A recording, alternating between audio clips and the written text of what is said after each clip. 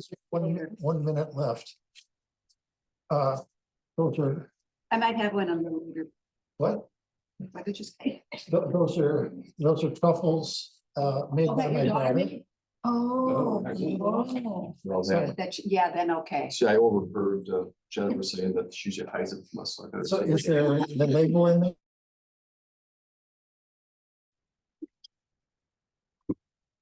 Yes, I'm sure we could share with our guests. All right, tonight's Oregon Town Board meeting will come to order after. So she and Stephanie can guard that. Up to you to guard that. Jennifer, whenever you're ready to do the roll call. Okay. Carl Walter, Here. Lori Fitzgerald. Here. Arlen Kai, Here, Steve Jernigan, Here, and Kate Cladding. Here. Okay, great. Everyone have a chance to see the minutes. Mhm.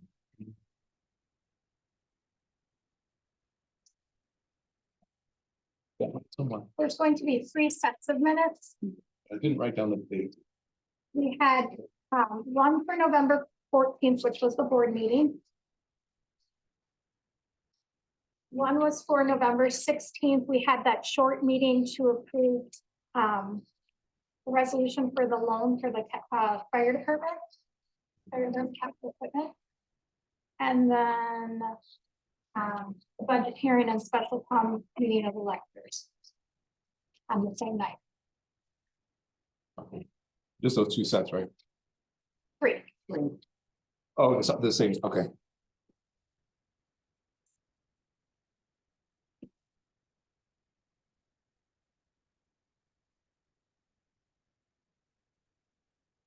All right, so without objection, the 3 sets of minutes from the November 14th and November 16th are approved.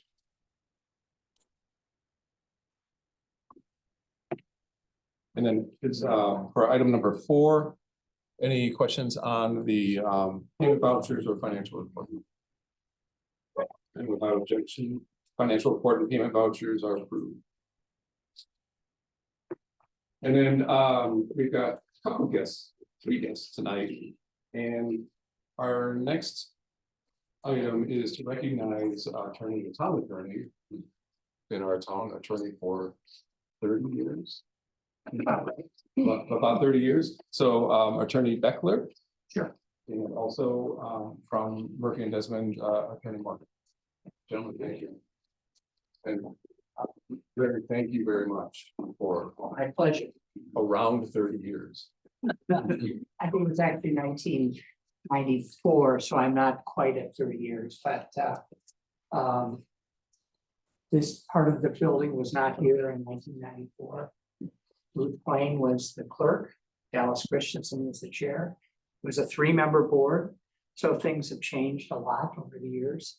And I've appreciated the opportunity to work with you both this year. Obviously, you don't use my services that much. It's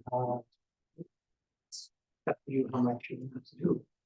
But I do want to thank you for the opportunity to do so, and I'd like to introduce my partner, Bill Morgan, and he should do most of the talking tonight, so I'll let him do that. Before you stop, though, I didn't say that you're retiring. We're not kicking you out. So it's your decision. I'll make it clear to anybody that watches this in the future. Thank you. Yeah, I am stopping work in January, a little later than December 31st, but I'm not going anywhere. Well, thank you and congratulations. And Thank have a great time. Appreciate it. Bill, you're on. Well, I won't take a lot of your time, and I will not, because he's continuing on until 2024, that he will make that 30 years. We can give him that 30-year plaque and move on. I am pleased and excited to take over is not the right word, but step up to the plate and help the town in any way that I can. I already have at times. I've been with Murphy since 2000. I think, it's been a while.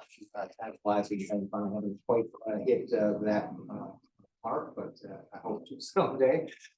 So maybe another 20 years, we'll be talking about the addition over there and town road even further. But a little bit about my background. I don't know. I talked with Jennifer a couple times. I don't know if we've corresponded in the past. I come by this rather naturally. I spent about 11 years as corporation counsel for Greene County. Before that, I was an assistant corporation counsel up in Barron County. And then I was recruited directly from Greene County to come to the firm to do municipal work. So since I was recruited back in 2009, I've done largely only municipal work, counties, towns, cities, villages. I do have private clients, business clients, mostly in the area of HR, human resources, labor, employment type of things is the other focus that I am. And while I do appreciate that luckily in town doesn't need a lot of legal services, I encourage you, as Jennifer knows, anytime you have a question, just send me an email. I'm happy to answer questions, to be a sounding board. If you say, does this sound right? Happy to do that. And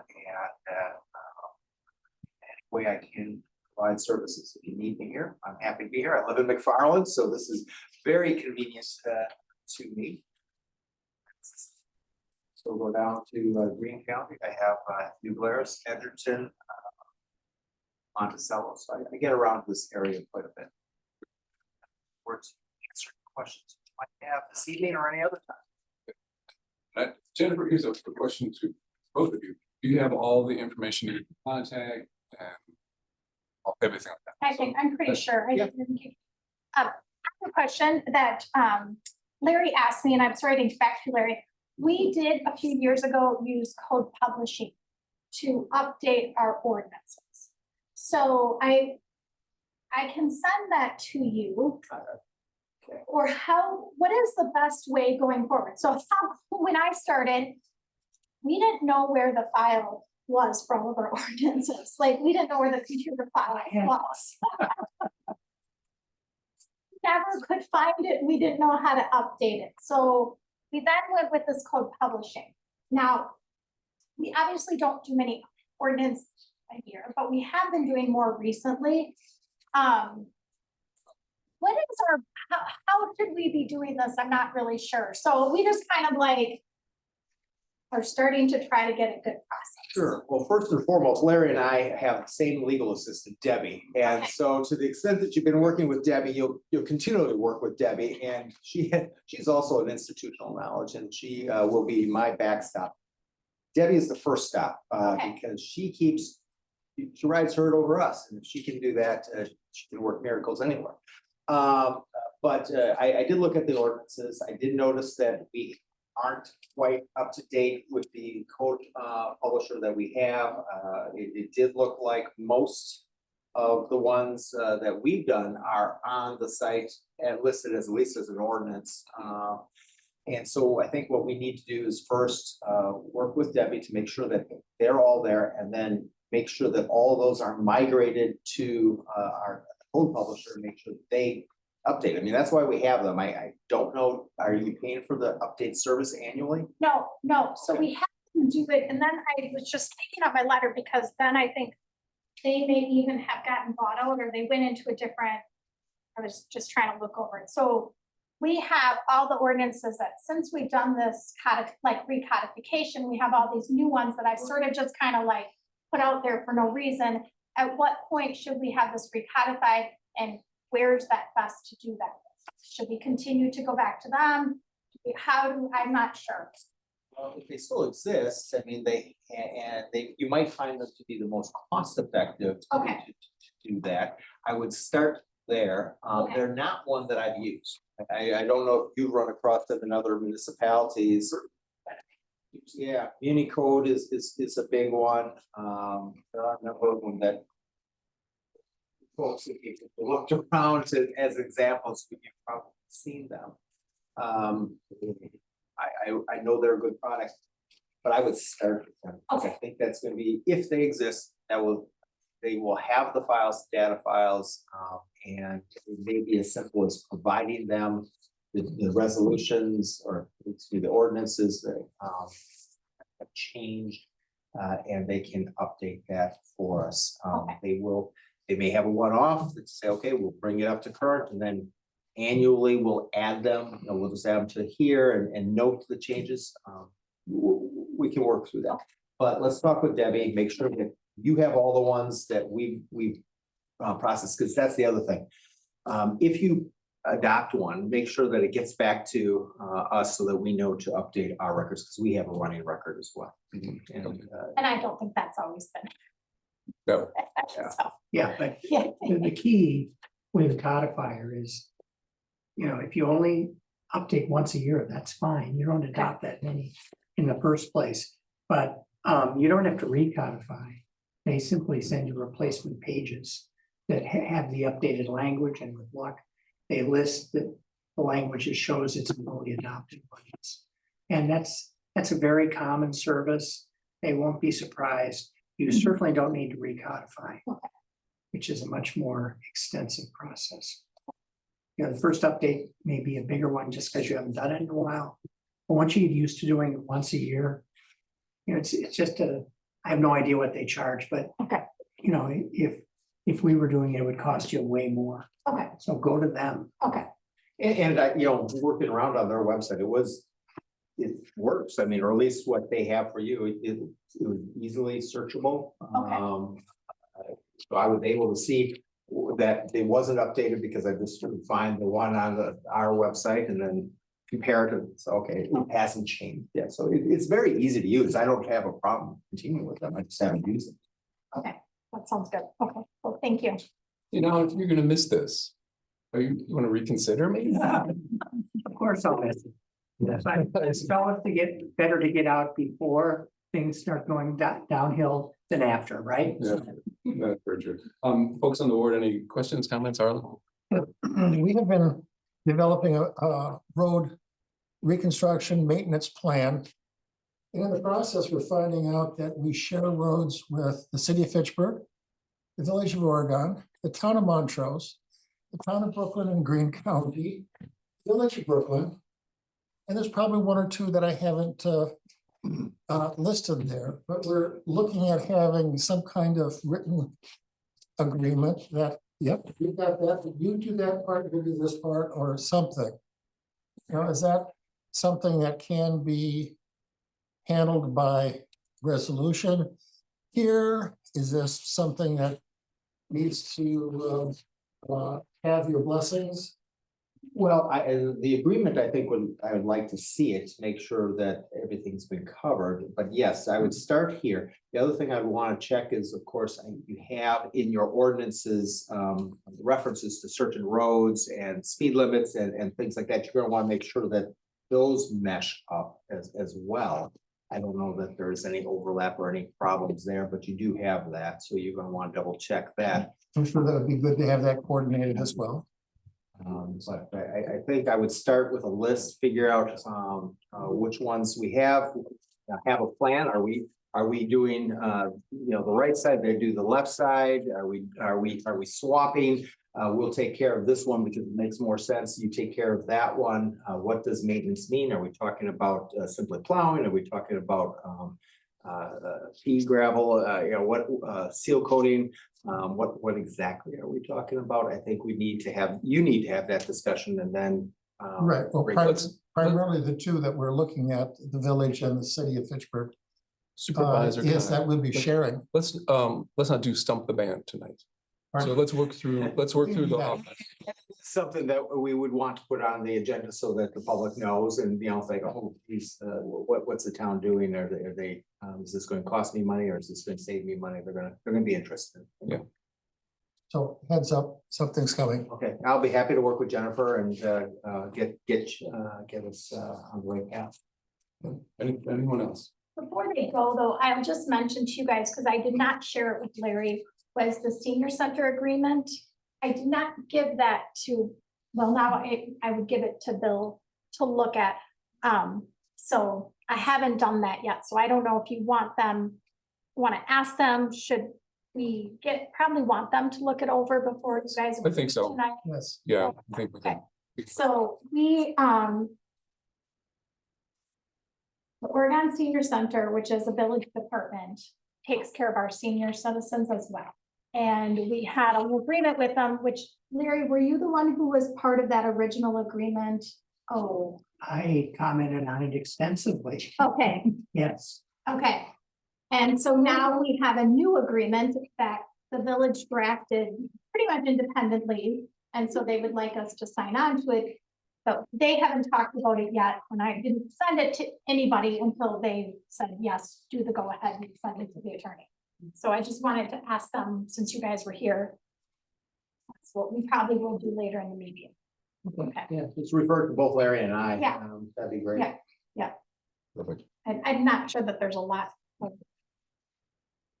Well, the last time we watched. Yeah.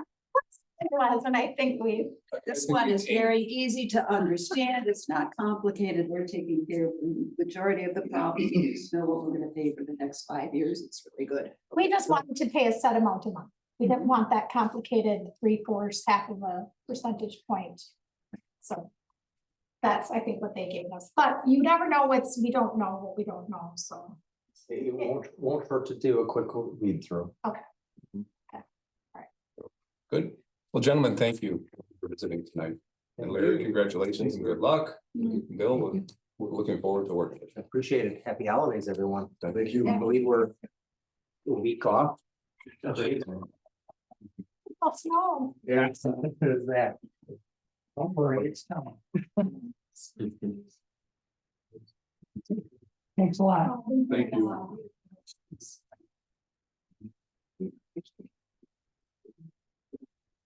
And then, is that part of our next agenda item? And he gave everybody the list of statistics for this one, if it didn't get buried under the other things on. Okay. Yeah.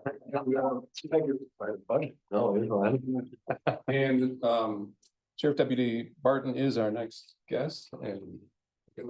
How's everyone doing? I wanted to make space here. It's been a while. It's been a little bit just because, you know, since the reallocation of our other positions, it's just, I've taken on more townships and it's just hard to get around more often, but.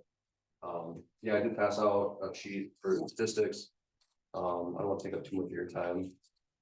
Really not much to know, pretty routine calls for service. I don't know if there's anything on here that jumps out to you. That you maybe had questions on, but. Is this for 2023? Sorry, yeah, so it's from, yep, January 1st all the way up until today, or this morning when I printed them out. So still a little bit more time left in the year. But yeah, 859 calls for service just for the town of Oregon. I mean, you can see there are 911 unintentionals where someone actually dialed 911. That accounts for 101 of the calls for service, so. A lot of safety hazards, EMS assists. Some check area, check properties, which could be checking parks and, you know, things like that. 69 traffic stops for the year so far. I know Coyne, he only has 4 hours to work with, but he does try to make the most out of it when he's down here. Deputy Coyne, sorry, back to deputy. That does the 4 hours for you guys, so he's good at what he does. Yeah, any other questions? But I guess I'm looking at checking the area property in person. This is somebody calls in and says, could you check on so-and-so or For the check where person, for the check person call or? check person and check property? What initiates your going? Yeah, I mean, someone could call and say, hey, something's going on down in this area, or there's a vehicle here in the parking lot.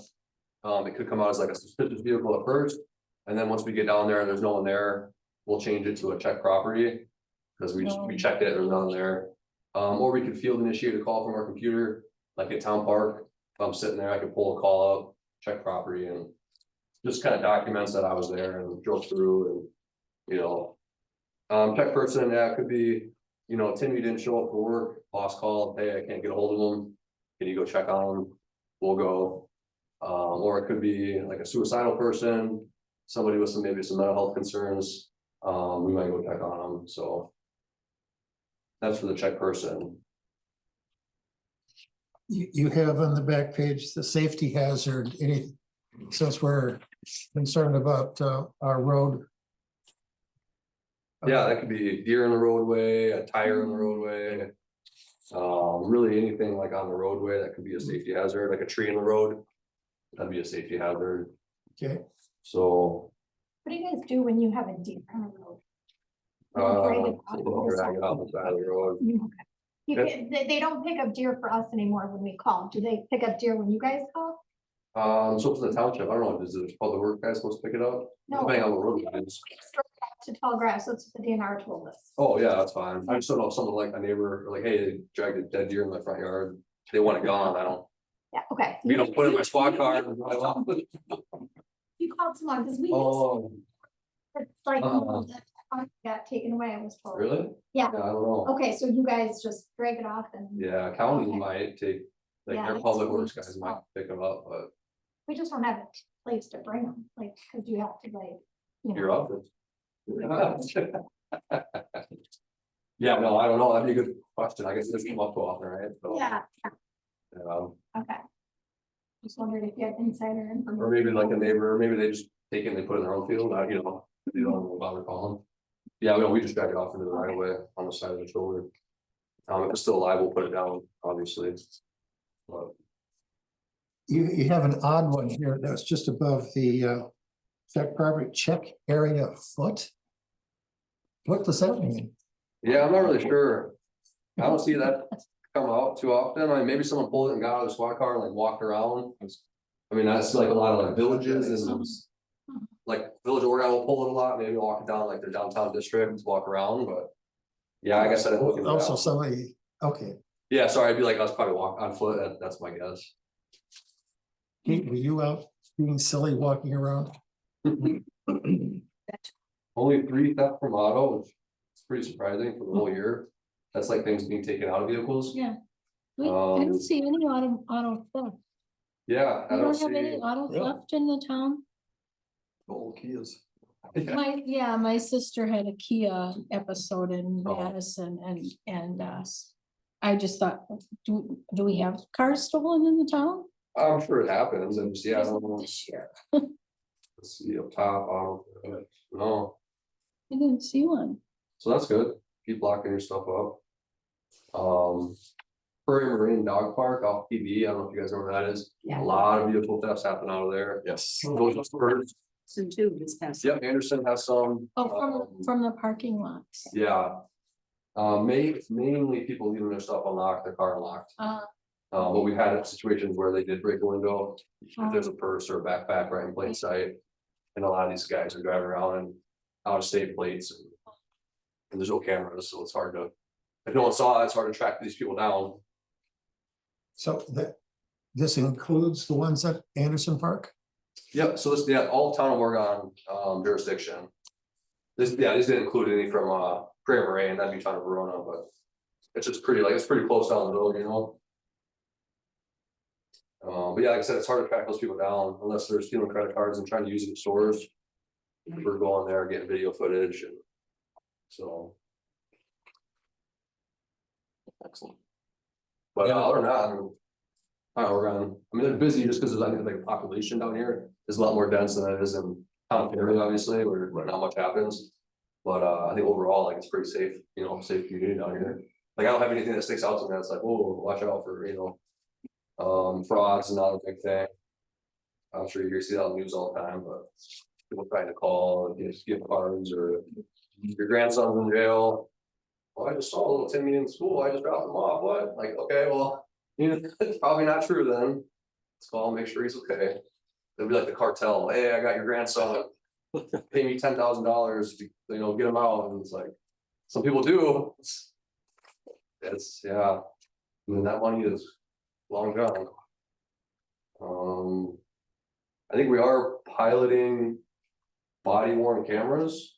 I know that's been kind of like a hot topic for Dane County, Madison. But I think they're trying to get it approved for us to at least pilot the program, whatever that means, but West deputies, which would, be myself, Deputy Coyne, people working out here would all be wearing them. So, and I know the sheriff sent an email to us saying like, we welcome all public input, good or bad, so. If you had an opinion on it, you can always shoot me an email, I can get it to the appropriate person, but. They just wanted us to kind of spread the word, Okay, but right now, we don't have any right now, it wouldn't be till like. Mid next year maybe, so.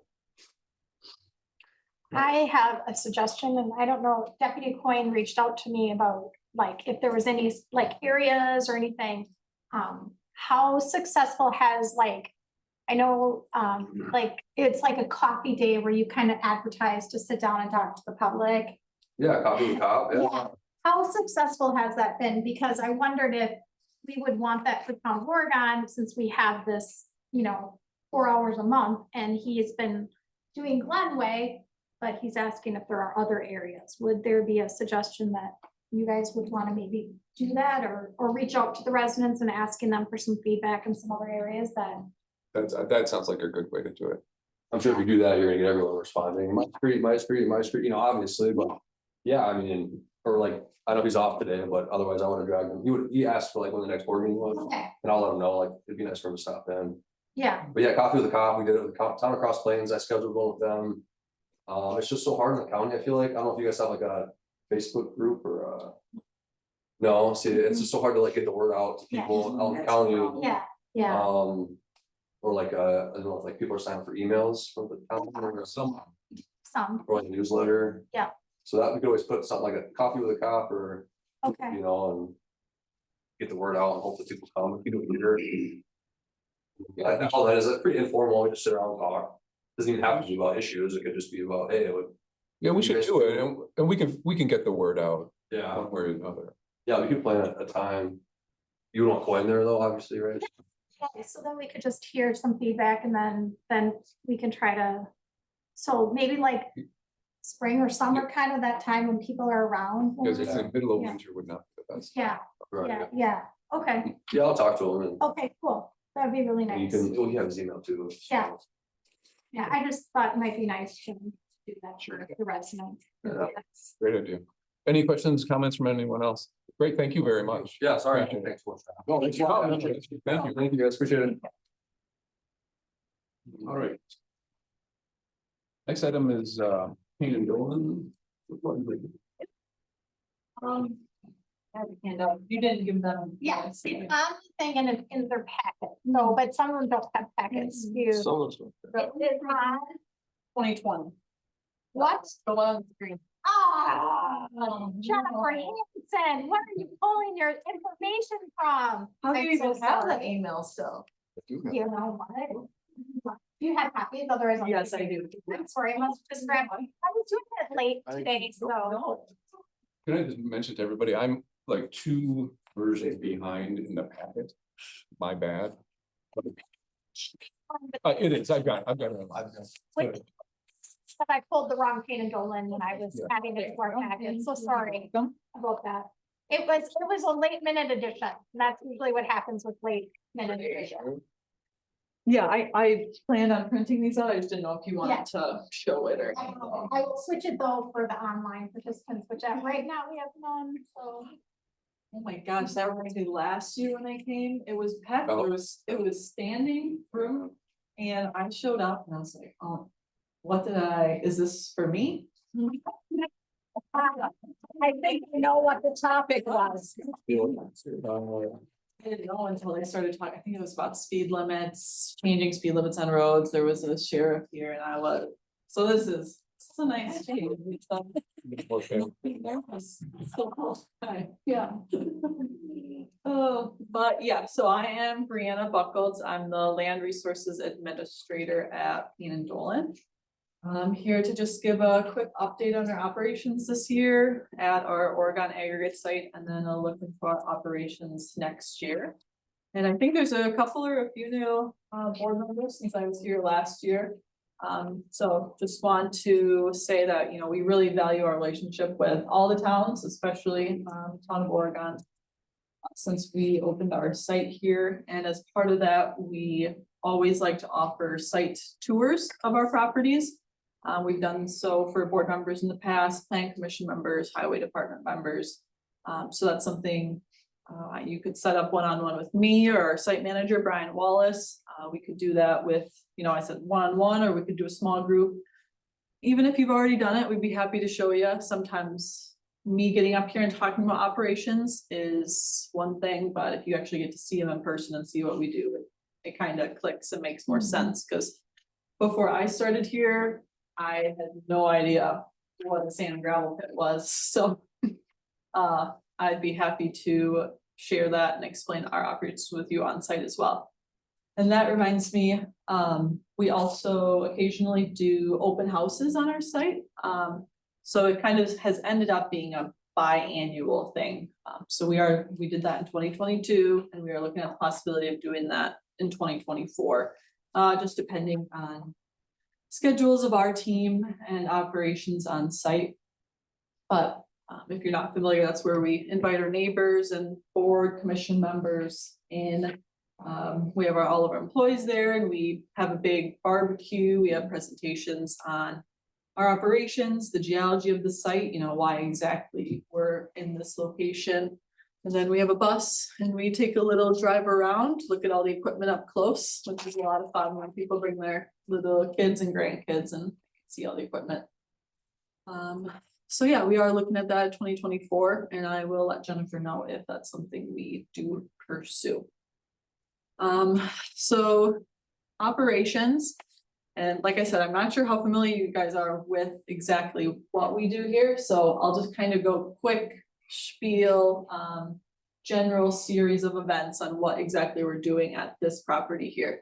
So before we opened it, it was a cornfield.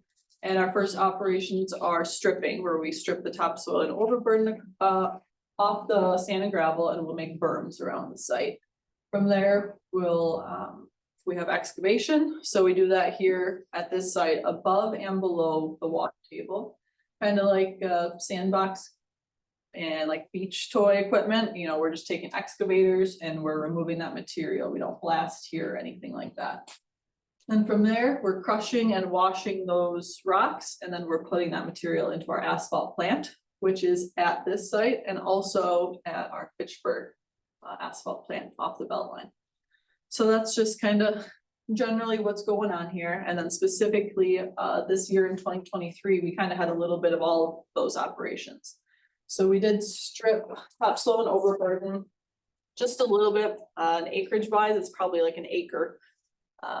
Just kind of right here, it's under a pile now, and that was just to open up some more room for our stockpiles. So just a little bit of stripping this year. We did have the drag line on site and running for a few weeks as well. So that's where we're making those ponds, that drag line scooping the material up from below the water table. And then we were crushing this year as well. So we had the portable crushing plant on site twice. So it's portable. We bring it in when we need it, take it out, go to another site, bring it back in. So several weeks at a time. We did have the asphalt plant on site and running this year as well, between April and November. So general construction season. Yeah, that's really operations this year. And then I did highlight on the handout some of the bigger asphalt plant jobs that we did with the material from here. So it's 92, yep, 69, 18, 73. So those are some of the bigger highways. We paved in the town of Oregon, some other towns and cities in the area, as well as Dane County. So we did do a lot of local work here. Nice for the town of Oregon to have an asphalt plant sometimes right in the town, very cost effective. And then looking into next year operations, pretty much expecting the same thing. We are expecting to have the drag line and the portable crushing plant on site. The amount of time and the tonnage we're actually going to crush is up in the air until the bids are awarded through this off season. So that is to be determined. But normal operations we are expecting next year.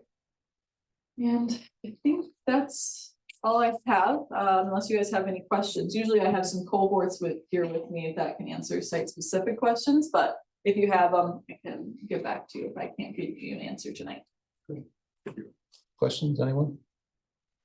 We did a tour of the Anderson one year. You did? We did. Oh. And it was really cool. Are you guys ever going to, We can do that. I don't know if any of you have had a chance, the one that's No. here on Union? No. Have you ever done that one? No. I don't know, that one, it's different. It is, yeah, yeah. that's a quarry, so that one we do drill and blast at, so it is different than Oregon. It doesn't have the space available for like a big open house like Oregon does, but we could do a tour if anyone's interested on the board and planning commission. Yeah, so I don't think I did it one time. Yeah, I've never given Okay. a tour of Anderson, so. Okay, Yeah. so if anyone was Great. interested, that would be something, I can't remember, like, maybe like spring, would we have done it or fall, like, I can't remember. Yeah, probably not summer. Yeah, Usually that's pretty busy for us. but yeah, Yeah, we can do that. I know Okay. sometimes it gets sticky if you guys can't have a quorum and you have to post it. So Yeah. if we have to do a group of 2 and a group of 3 or something, you can do that too. Just let us know. I think the Okay. last thing that some of us went to was the open house. Did somebody do that one? Maybe was it, did you do it in 2022?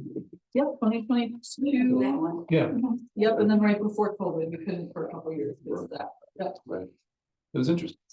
yeah, this one's, I don't know, it was like, yeah, it was, you were just like more close, like you said, it was just more close to the. Yeah. So, Well, we could set something up. yeah, if anyone's interested, I I'll can put reach that out to you and let me know who I was. Arlen, go ahead. You have a large site. Mhm. You have a lot of aggregate stockpiled there Mhm. with your current usage. If your current usage continued, how long do you feel the life of this operation would be at this site? Always hard to say, like you said, current usage, you never expect a 2008 or a 2020 to happen, maybe 15 to 20 years. Okay, well, Yes. like I said, just a rough idea. Yeah, I mean, it looks like you have an awful lot of product there. Yes, yep, that would be my best guess. I mean, putting an asphalt plant in there generally does speed things up a little bit because we're using a lot more material for that specifically. But I'd say 15 to 20, give or take. Yeah, there's gambling in the creek don't rise. Exactly. Problems. Okay. Yeah. And then it'll be returned to a farm field. Yes, the reclamation plan calls return to agriculture, but with a pond in the middle of it to account for that depression and the material taken out. Yeah, but there would be farming around the pond. Any other questions?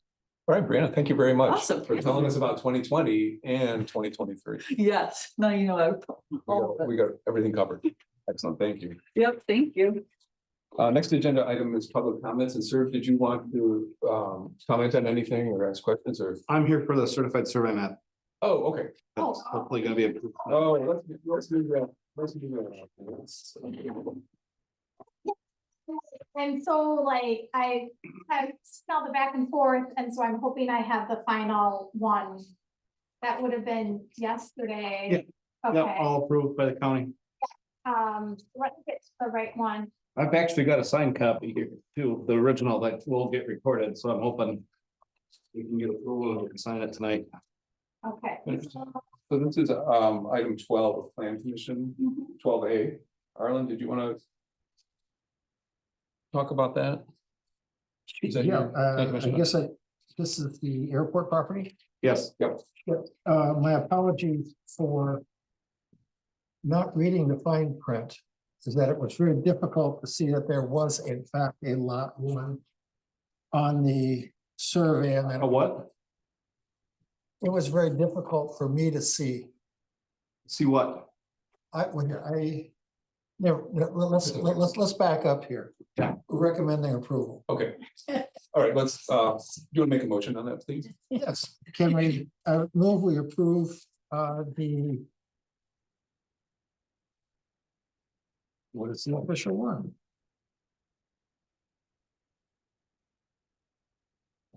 Move approval of lot line adjustment CSM.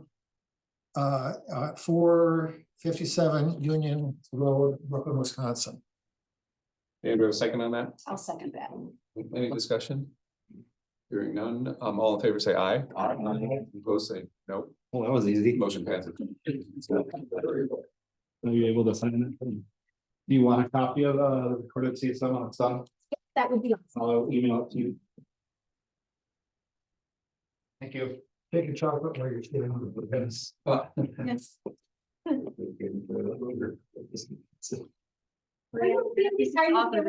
Candy. Yes. Okay, good. Does your daughter make those? Yes. Does she have a business? Just for fun? This is a hobby gone out of control. So it could be. No, that's it. I can take it down to the county and I'll still get it. Thank you. Thank you for everything. Oh, you're welcome. Yeah, they're color coded. Oh, Arlington Tellurine. I'll do raspberry. I heard that earlier and I've been thinking about that. You've seen them before. Well, now we're left with no one. Aw, So, yeah. nice. I don't, yeah, you should stay there for another 2 hours. Well, I need to. If I didn't have to drive all the way to Watertown, I'd be here. Oh. Well, that's a drive. I know. Thanks, everyone. Thank you. Thank you. All right, item number 9, fire and EMS reports. I do not have one for Belleville. None for Oregon. And For Brooklyn, the only real thing on the agenda last week was, or in November, the chief talked about the future need to replace one of the fire engines, one of the trucks. The backup's 27 years old. They did not. You know, I'm not sure what it means by the future. I will find it out next Wednesday. The only thing that concerns me, and this is nothing to leave this room, is when he was asked who he's talked to, when he said he's can I talked stop you for to. just a second? Because this is being recorded. Okay, Right, so if it's okay. public information, then that's, Yes, if it can be public, I think so. It was a public meeting. And he said he had talked to Pierce Auto about a truck, and that's as far as that's gone. And I know I will have questions next Wednesday. If the, depending, even if that doesn't come up, my questions will be talking about, are they talking brand new or are they talking rebuilt, such as the village is done here, so. right, okay. This is something sort of indirectly related to the fire and EMS reports. And we talked about this before about doing sort of a written report that gets into the packet, and then we wouldn't really have to discuss it so much unless somebody had questions. We wouldn't have to do an oral report, which I still think is a good idea. I know the timing is difficult, but if we can sort out how to do that, and it may just be we set some reasonable cutoff, and I don't know if it's a couple of weeks before the meeting or a week before the meeting, which I might have to go for that. But let's at least see how the next month goes. It might be kind of light for fire and EMS meetings even. I'm not sure when Belleville meets next week. But let's think about that and see if we can pull that off. Because usually the reports are not that different month to month. It's either going to be staffing or it's going to be. Sure. And it's usually not a new thing each month. It's just a recap of what's a pending project. So let's see if that works for fire and EMS. I will say that, I will when I get minutes, I usually share all of the minutes. But I don't always, get the minutes, or they're gonna come in sporadically when they get done. But I do tend to share them. I don't always know that everyone reads them, but that's another kind of version of an oral report. If you're just reading those minutes when they come in. Right, and we don't need to do that. We don't need to just, do a summary. It's really long. Yeah. Oregon's become very long. They're Oh, so that could be an option, figuring out when the minutes come and then just distributing them. Might be another. mhm. I served Yeah. 444 hot dogs at the Oregon party for the tree lighting. Well, there is a report right There, we there. should have That it. should have been, I'm marking that down. I have some thoughts on that, but I don't know if this is really matters, but I took some minutes of my senior center meeting. And one of the things, and I'm coming up to it in a minute, so she maybe not talk about it, but it just strikes me, that is a way we have a record, a formal record, Yes. because the citizens can access those packets. And when we have these things that these controversial things that come up, we can show here, we were working with the village, we've been working with the village on this committee, and we can pull all those records too. I mean, I don't know if that, it's part of that. I was laughing when the sheriff's deputy was talking about how hard it is to communicate anything to anybody.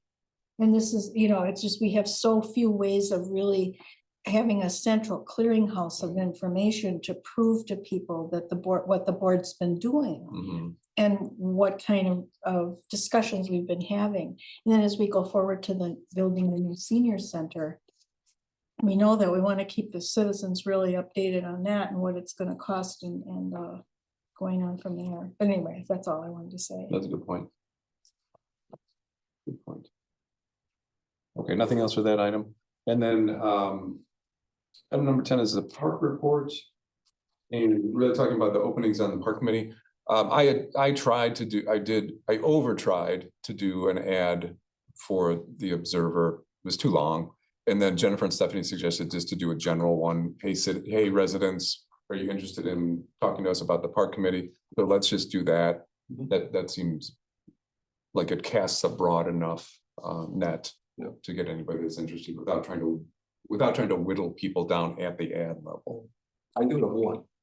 Okay. One person, and I just having discussions with the remaining park board members. They are aware of this person and Women, right? no, No? and That woman. There are a couple and names floating a lot of positive comments about this person. So Okay, super. Jennifer, do you know, I think it was Stephanie who mentioned the ad that was used in the past. Is that around someplace in someone's files? Yeah, Do you want me to tweak it and change it into a park committee ad, or is it just? sure, absolutely. When we met the night at Steve's last meeting, Mhm. he talked about trying to help us, so I think we were just kind of waiting. He was going to sort of help draft something as well. So maybe we can ask him again, right? This is- Yeah, This is secondhand, so I don't know for sure I don't know for sure what he said, but I thought he was gonna draft something more like a position description. Is that accurate, or was he gonna do an ad? I believe that's what I got out of Steve. Yes. Or something more detailed than just a short ad? Yes, sir. Okay. Ah, Oh, my father walked in. You had your, in that article, it was a very delightful, very wonderful article. Hmm. And well deserved for Steve. But one of the things that was in there was that he said that he had recruited people who lived next to or near the parks to be kind of the eyes and ears in the parks. I don't know where that stands now, and if that's active or if there's I know there's some Facebook neighborhood newsletter kind of stuff that's going on in some of the neighborhoods.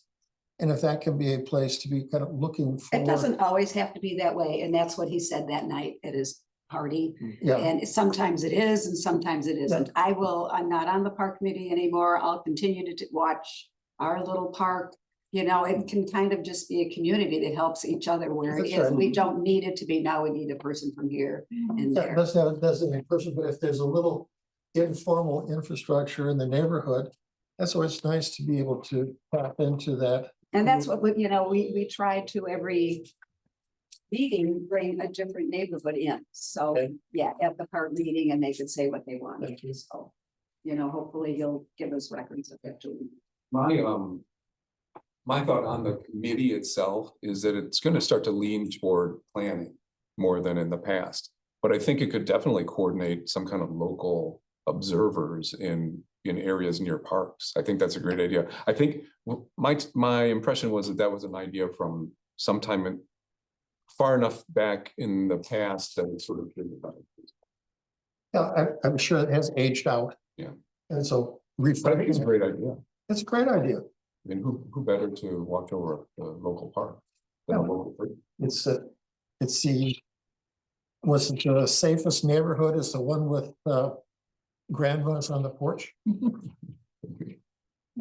Let's see, anything else, on the ad, the actual, date for the ad, and I think. January. We talked about January. Just to do it in January. January, okay. Yeah. Which I think we can. I mean, I think Right. it's a short edit and then, less than a week to get it into the Observer. And then we can contact the other people that we know about, because Roe Parker gave me a name of someone too. People. So, you'd be so kind as to send me file with that ad, and then I have a feeling it's changing like 3 words in it. Send it back. You want the ad to get approved at the January meeting, or I can't remember, we said January, did you, and you want an agenda item next month for approving the ad, or? We were gonna put the ad in January is what the minutes said. Right. Yeah, It so, could so be we any don't, so we don't need to approve the ad at the board meeting. No. I don't, Okay. it doesn't seem like it rises to that level. Then that's okay, then I will take it off our agenda Oh, for next month, Okay, you and we'll know? just get it done before then. Yeah, and then that Or way time. in February, you'll just probably appoint someone, or look at the applicants. Right. We'll see how many we get. Okay. Anything else on the park committee, anyone? Okay. And then item number 11 is a torque. We've got discussion on the fee schedule, and then also policy on bad weather and winter weather. I have something on the fee schedule, which is on page 18 in your packet, if you don't. Have it. I ran this by Sheldon again before we came over, because it says we're going to approve it. I was confused about whether we approved it already. But anyway, he looked at the $8 for the fluorescent light bulbs, and he kind of didn't, we were charging $3 for those. For years, we charged $2. He thinks $5 would be more reasonable, and he claims you can get rid of them free at Menards. Menards, Yeah. Anyway, just dropping them off or what? they've got some kind of collection here. But he thinks $8 is a little excessive. And the other question we don't know the answer to is, how much does it cost us to get rid of them? How much does it cost on the town? I mean, I And maybe- wasn't prepared, so it's like, I can't have that So information, so I I mean, can find that's it, the but. question. $8 seems high, maybe it's justified. And it's always been that way with the torque. Like I was thinking tonight, he actually looked through all these numbers and he had another suggestion. He goes right away, he said, oh, they should be charging more for Haida beds. Because those are, they're 2 pieces. And he says we should raise those to at least 35. Let's see, he wrote it on. It's the Haida bed, 35, or he thinks even 40. Reason being, the guys dismantle those and throw the metal in the metal bin. And they've always done that to save the town money. I mean, they probably don't do that other places. But so he says there's this extra labor involved in taking those things apart. So he thought even $40 would be reasonable to just cover that one of the guys, or sometimes they have to help do it together, take some time to dismantle those and put the metal in the metal bin. So those were the 2 suggestions he had about the fee schedule. Did Sheldon mention volume? How many bulbs, how many beds? A rough estimate at all? Well, that's, oh, you mean how many? How many come through? How many? Well, they've been trying to keep records, and there's one of a Sheldon handcrafted chart somewhere in your packet. Or yeah, this is on page 24. He was trying to keep track of how much cash has been coming in. And last Saturday, he doesn't even have last Saturday on here, there was a lot of action at the large item dumpster. And they took in Oh, again, people are still using punch cards that they paid $2 a punch for. So it's again, knowing exactly how much revenue we're gonna get from these, it's until the punch cards are all played out, you know. Yeah. But that seems to be a rather popular feature, even though we're questioning if we can afford to keep offering that. But Why not? I went down there on Saturday. And I stayed there the whole time. It was sort of fun talking to the guys and everything. There was a lot of business, several couches, furniture. So- But they're trying, you know, they really have a very professional way of doing this. They really are trying to keep track of how much business they're getting to sort of justify, Right. see what we can afford. to And that's do. great, but you're right about things getting distorted by the punch. Yeah, It's just not. well, for I mean, fans. and that always wasn't a distortion, especially when in 2021. The end of 2021, a whole bunch of people bought all these punch cards at the low price, and it's completely defeated our point of trying to get a little more revenue by raising the punches a dollar. So that, I mean, that was just one of the many mishaps. I don't know, I thought we came out pretty good on that. Quite frankly, we got a lot of money early, Yeah, but then people were getting, you know. and I don't find a problem with that, You know, because we got their money. It's fair. I mean, it's fair. It's just tough to track. It's tough yeah, to it analyze. makes it hard to know how much we, Do we have sections, oh, pages 21 through 35? I don't yet seem to have that, or I just look over Lori's shoulder. we're charged $116.42 for. 21 through 35.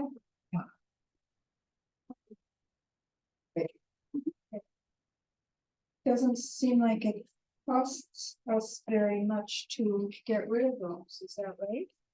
Am I reading it right, Jennifer? Sort of like, This is a recycle of an invoice from this lighting company. So this is what they'll charge you. So. Oh, that's their pricing structure. Yeah, so it's $19. That must have been 16, so they charged $1.23. So this would be the total. So would it behoove somebody to try to just look at this more carefully to see how much we should really be getting for It looks those? like there's different fees for different. Different links and so. Yeah, so, Yeah. so you're trying to make one number. We always into- charged a flat fee for those. Yeah, and but- they charge but us we were differently. paying differently depending on. So is this something we should just, well, we wanna review that before we approve the fee schedule, or what do you think? The fine out of account. I mean, I guess I go along with Sheldon saying to increase the cost of the height of it. Yeah, And, you know, maybe come up in the middle and then approve it yeah.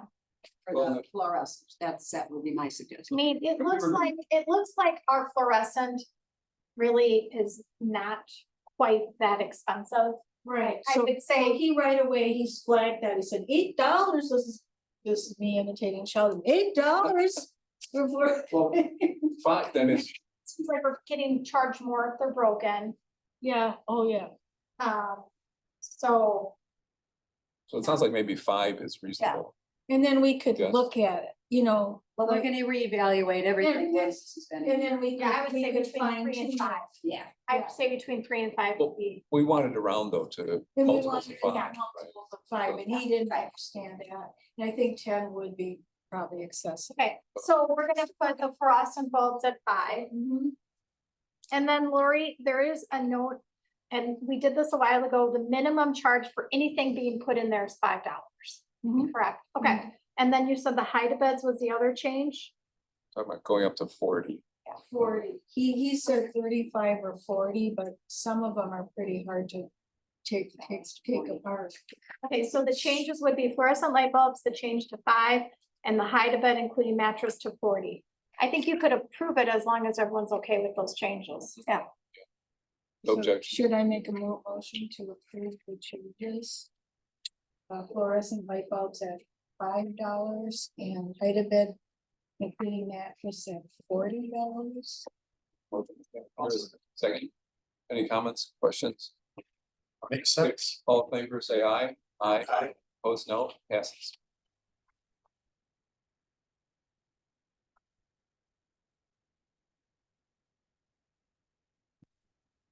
And then there's another discussion about on the torque hours and.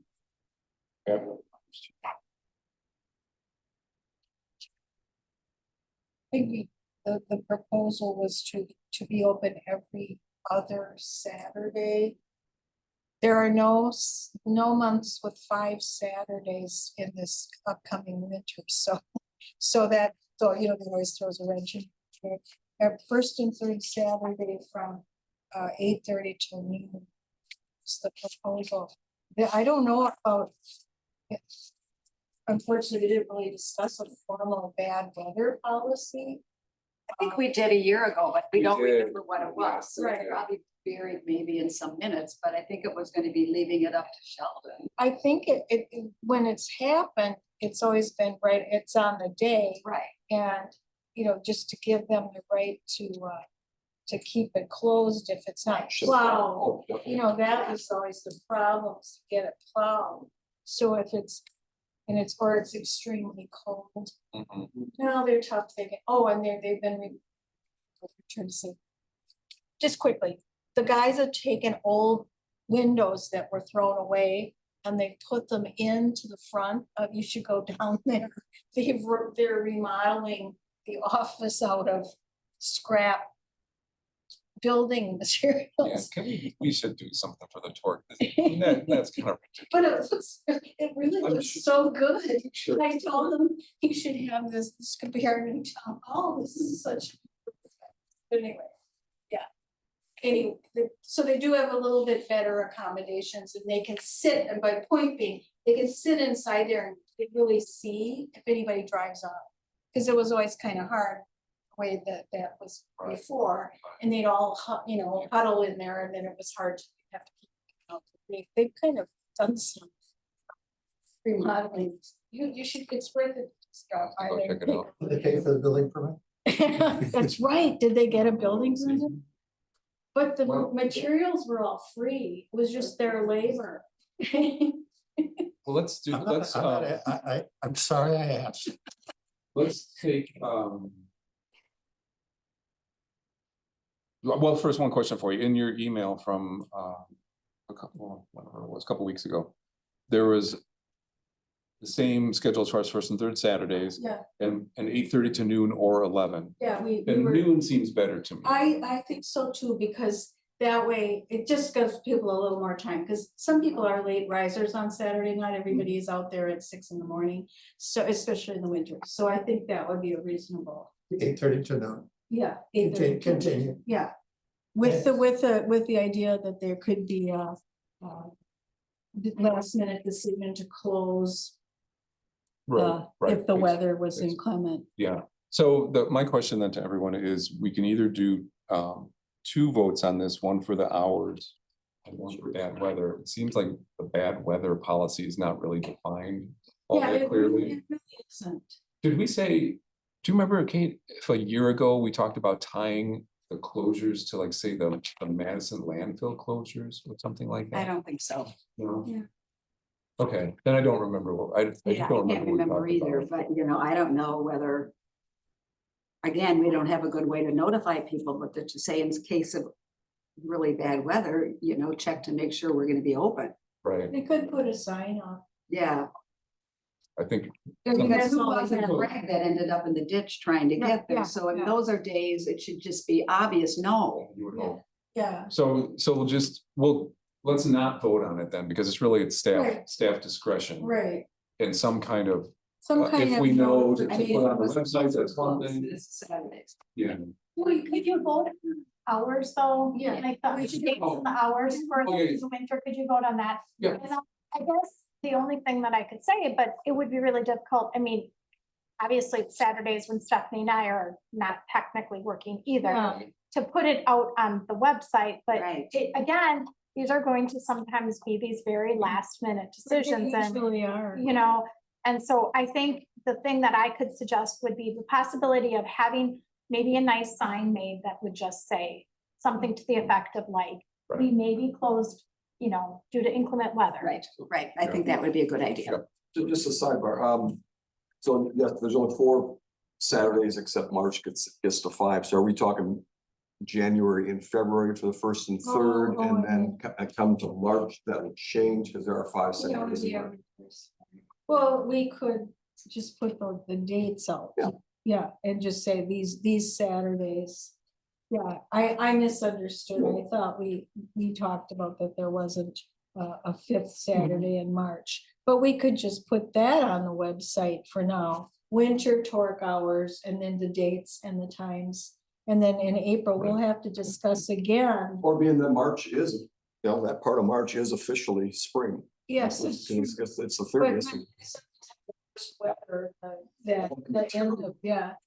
And then we have to again talk about hours will come April, when we're back to the better weather. So then we have to renegotiate that.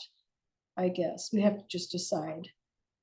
We should set seasonal hours at some Yeah, point, yeah. or monthly, like Yeah. by month, actually. Have to just by season. Oh, thank you, this is, you guys did a great job. Do we make a motion I to think, maintain the hours from 8:30 till noon? And the 1st and 3rd Saturdays for January, February, and March. any second, I'll second that. any questions? No, all in favor, say aye. Aye. All opposed, say no, motion passes. Then we'll bad weather at the discretion of staff, and we'll get a sign. Okay. Item number 12, Plan Commission report, we took care of 12A. 12B is an update on the comprehensive plan approval by the county. That might just be the update right there. Anything else to add? It's progressing It's a- forward. It's approved, yeah. Item 13, senior center report. So 13A. We talked about it earlier in the meeting. We've got the agreement from the village. But before we vote on it, we should get one of the attorneys to take a look at it. So we'll postpone that one until we have the opinion. Is just a question, is postponing it till the January meeting, is that okay with the schedule for approval that the village might be counting on from us? He said, that he was hoping in November, December, but no later than January, I think Oh. is what I read. Okay, then we're good. I just wasn't sure about that piece. And Jennifer, did we? Other than talking to Larry and Bill about it tonight, they haven't seen the. I was waiting for you guys to talk about it, because it came after our November and Right. before December, so it kind of Right. came in that Right. time period, so. But if you would like me to send that to the attorneys, I will do that, Please do. Yeah. Please. and then I will put it back on the agenda for January. Great, thank you. And then 13B. Do we have an update on that? On Right, the there's a working group? page 55, there's a little summary of that meeting, which was on December 9th. And, you know, I wish, I don't know if I put this in here. Rachel and Martin and Lisa all put a shout out to thank Kate for all she has done on the project, and I don't know, I should have put that in there. Thank you. They spent half the meeting looking at what kind of meeting structures they would like going forward, and they may not have to meet as often as once a month. They're gonna play with them again. And then the most interesting part to me was they talked about the schedule for well, they're in the community engagement phase right now. They're finding out what people think, and they're, you know, facing all the problems everybody doesn't getting word out to people. Design phase is gonna be summer, about a year to go through the design and go and probably have a lot of meetings and discussion.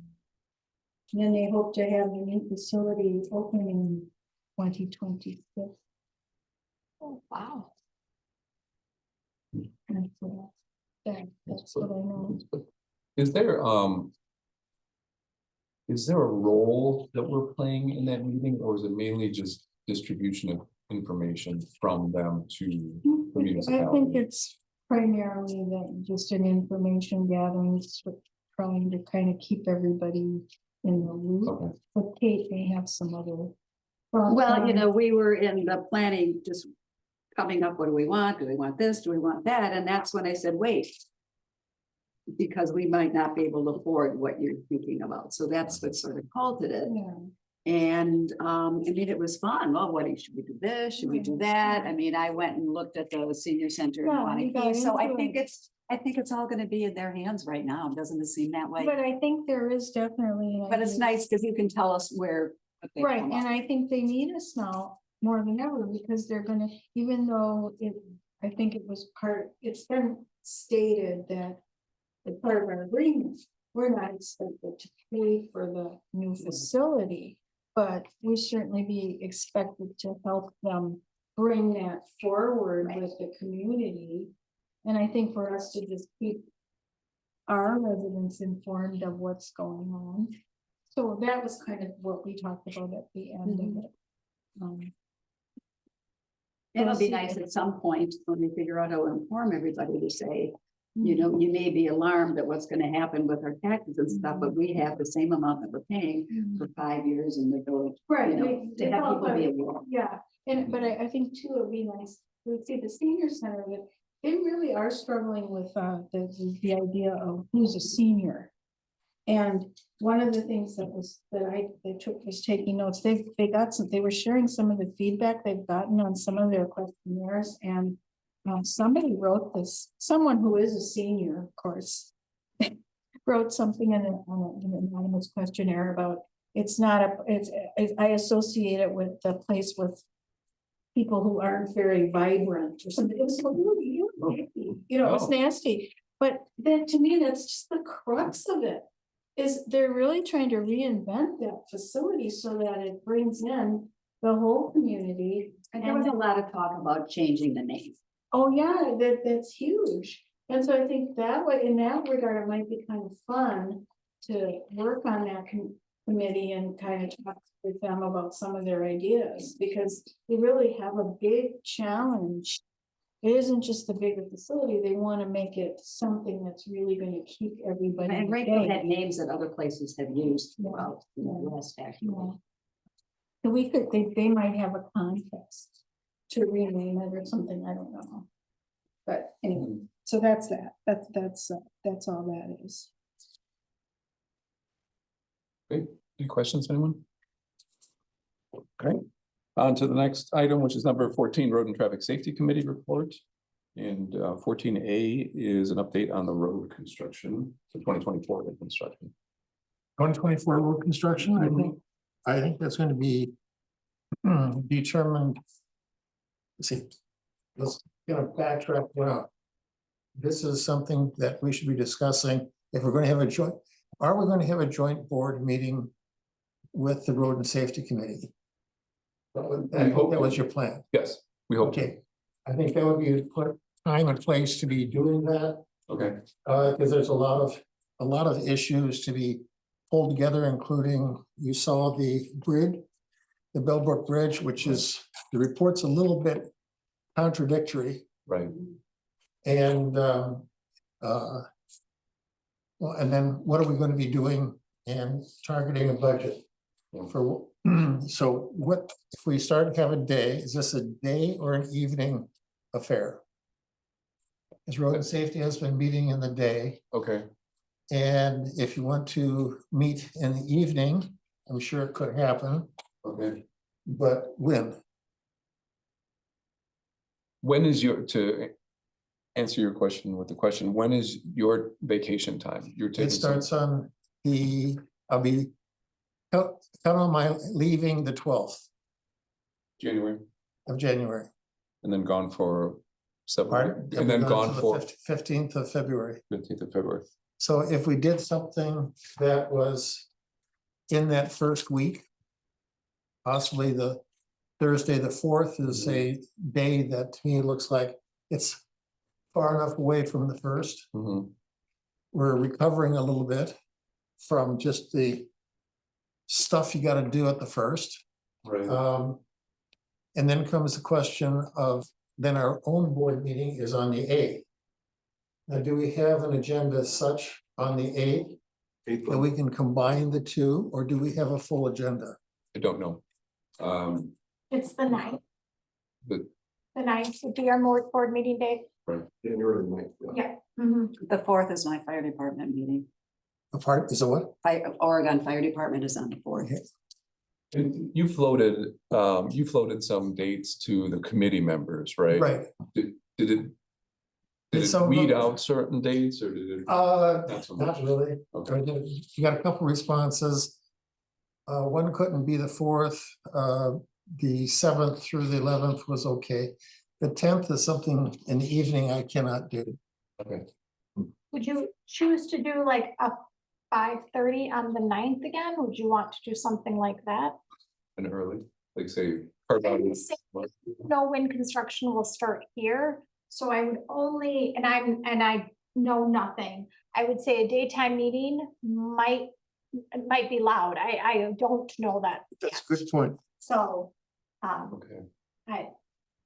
I would only caution that it could potentially be. I mean, that could be another really long meeting to add in front of a board meeting.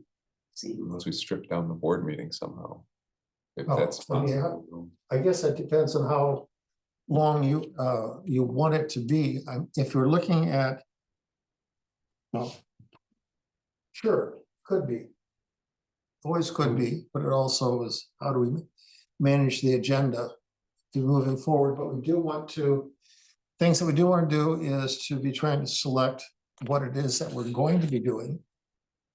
And that's a discussion from the road and safety. Right. And there's feelings here. There's also interpreting the bridge Right. and getting some input from the committee, our skilled committee members who know what that report says. Right. Jennifer, what's your availability preference? Like say 9th, 10th, 11th? I don't care. Doesn't matter. Yeah, doesn't matter to me. I mean, wouldn't it be good to know exactly the cost of Marie Road and what's gonna happen with the bridge before we try to come up with some other plan that we may have to say no because no. this Well, is the right. bridge is probably not going to be happening in 24. Okay, The so, bridge would be applying for a grant. right, And that would be at a later time. okay, So that's one.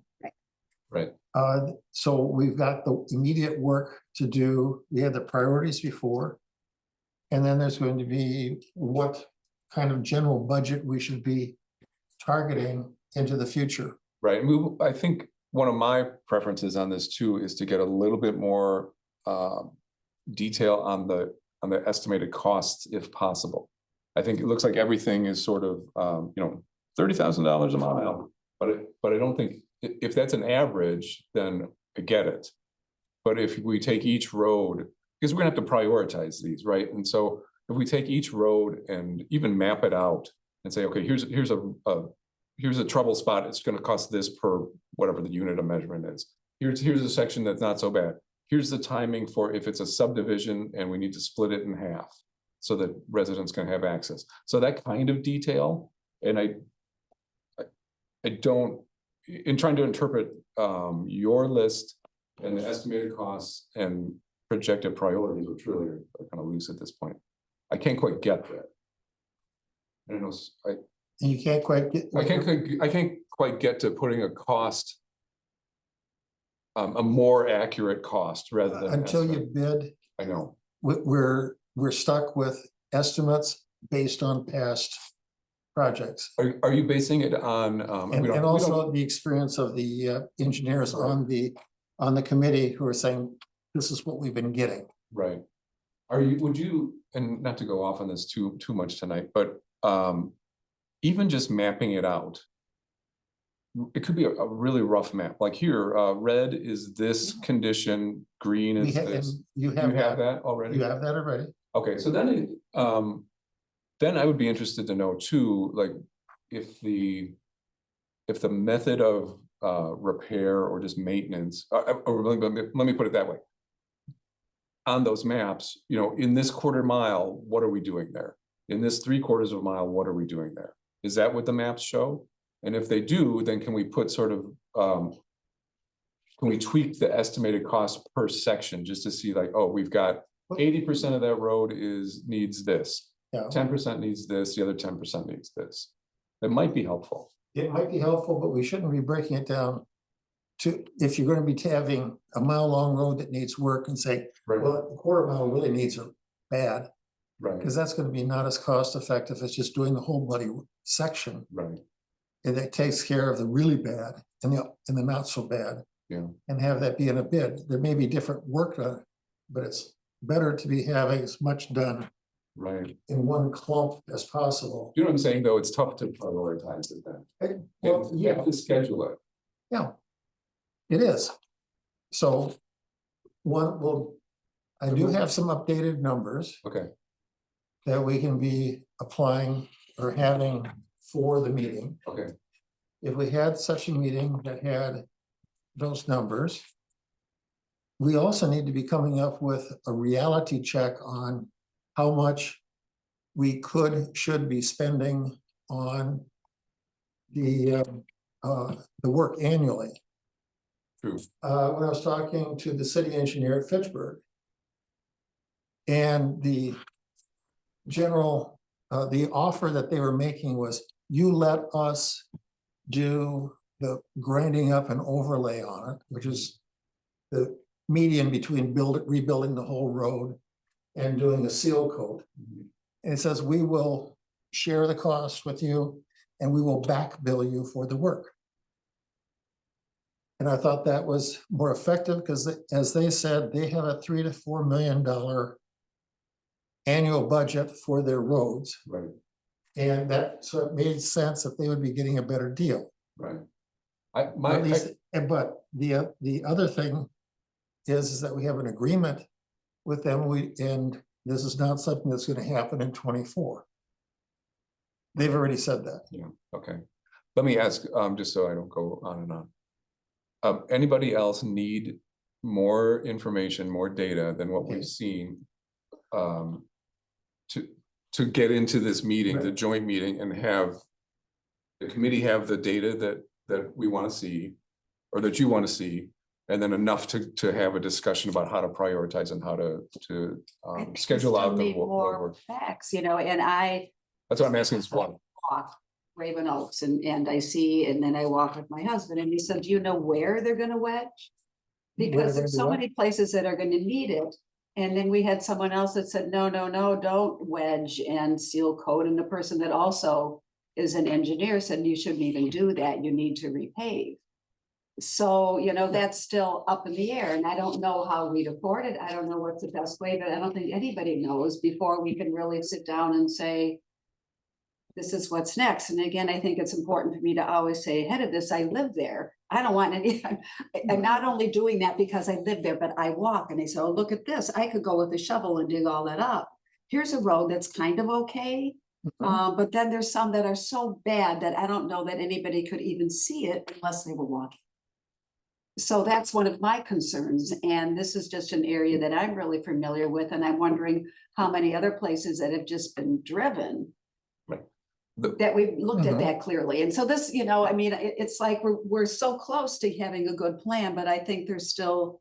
Do you think the mapping, to me, I think the mapping would answer those We do questions. have the maps. Yeah, and I think maybe we just need, as long as they're updated and. Well, no, and they need to be the next level of updating. So it had that first hazer thing. But Raven Oaks still, you're saying chip seal, and that might be the wrong thing to do. It might be. It might be. So where do we come up with what's the right thing? I mean, Well, that's what we talk about there. That's what we talk about In there. the joint meeting, I think. If you had, so one of the solutions could be that because there are so many different conditions in Raven Oaks, so many different conditions, that there's going to be, we pick the easy fruit and seal coat it, and then identify the problematic ones, and maybe we have to hire an engineer to be doing a little more detailed work on it. That could be a possibility. Or we as to be getting a lot of specific this 100 yards needs to be wedged, this 100 yards needs to be completely ground up and redone. Let's start seeing some of the recommendations from this group. Is that we have till the end of February to be putting this out to bid. But, you know, it's an industry, sort of an industry standard, that's when they want to, or that's when they're looking to bid. Okay, So if we could be having something started here and have things ready to bid by the end of February, I think we'll be in good shape. can we look at January 11th in that same week? The Thursday, does that work for anyone? No, oh, that was the one that you don't, doesn't work for you. I'm, Pass to. And did you say that, Arlen, did you say that 10th is something that you cannot do? I'm making a presentation Okay, that evening, and I am, see. I would rather not you want to do the Monday? What about the 8th, do the, the Monday before the meeting? Arlen, how's the 8th for wait a you? minute, the 11th is possible. Nope, Steve, I'm sorry, I can't, it's not for I Steve. have hip Okay. surgery on the 10th, so. I'm leaving at 6:20 in the morning on Saturday, the That's right, Zoom. 13th, so I don't want to do anything on Friday. What if we go ahead one day on the 8th and we'll have the board meeting on the 9th? Does that work? I better check if it works for me. Make a suggestion for that. I have to look at a few things too, including. I should have no problem with the 8th. I just want to make sure. Kate, you shook your head, yes? Lori? Good. Let's, when do you get your COVID test? Because you 8th. can't go anywhere. the Monday, 8th works. okay. And that's the That's true. evening or I think we do evening. evening, I guess we have, hopefully we'll have construction here. I won't know, So, you know, but Jennifer? Because he- Kate just remind me, I'm gonna have to have a COVID test And then you before can't go surgery. anywhere. and then it'll be Whenever X you amount of test, days then that you can- can't go that- until the surgery. So I will, I won't know that till. What's that? I mean, you could attend via Zoom. Yeah. too, maybe. I via Zoom, that depends what drugs they have here. Oh, You about the- Oh, definitely. Yeah. Oh, I can get on Zoom. You- Not a problem, not a problem. No, we'd like you to come on the 11th, the day after. your surgery. You can. Yeah. Let's, okay, so I let's, can Zoom if I might be a little nutty at that time, or another year. You'll talk funny? Possibility. all right, let's try for the 8th. A What time little would bit you like to earlier, do? like maybe 5:30 Sure. or even 5. Fine. Either one is fine with me. I mean, I would do 3. You but- work. Earlier is better for me, but That that's. works. 5? That works. Let's try that. So Monday, January 8th at 5 PM. Still be dark, but. That's for, Okay. that's And that for will be the roads. joint meeting with road and traffic. And the conference. Just send me a Zoom link.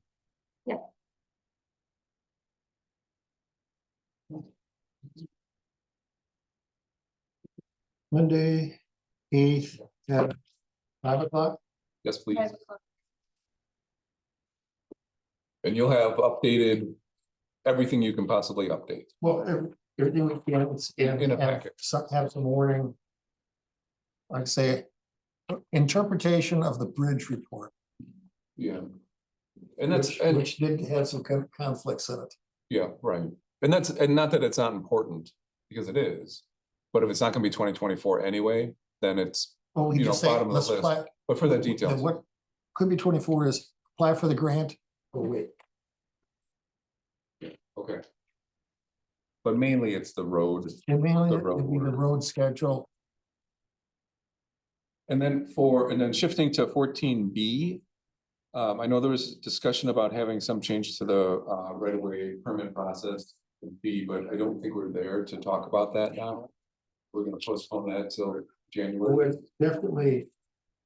Like, I guess I'm looking for that justification, since the justification was non-performance of.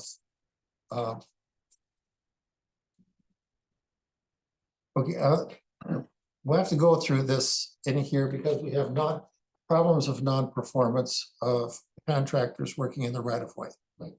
not cleaning up or. not cleaning up, and that's costing us, the town, to be correcting everybody else's mistakes. Or- So, go ahead. And that was what the justification was, and I didn't know that we needed much more than that. Or, So you can read right here in the packet, it shows you. So any fee charged by a municipality may not exceed the municipality's reasonable direct costs associated with the activity. So you can't make a profit from it.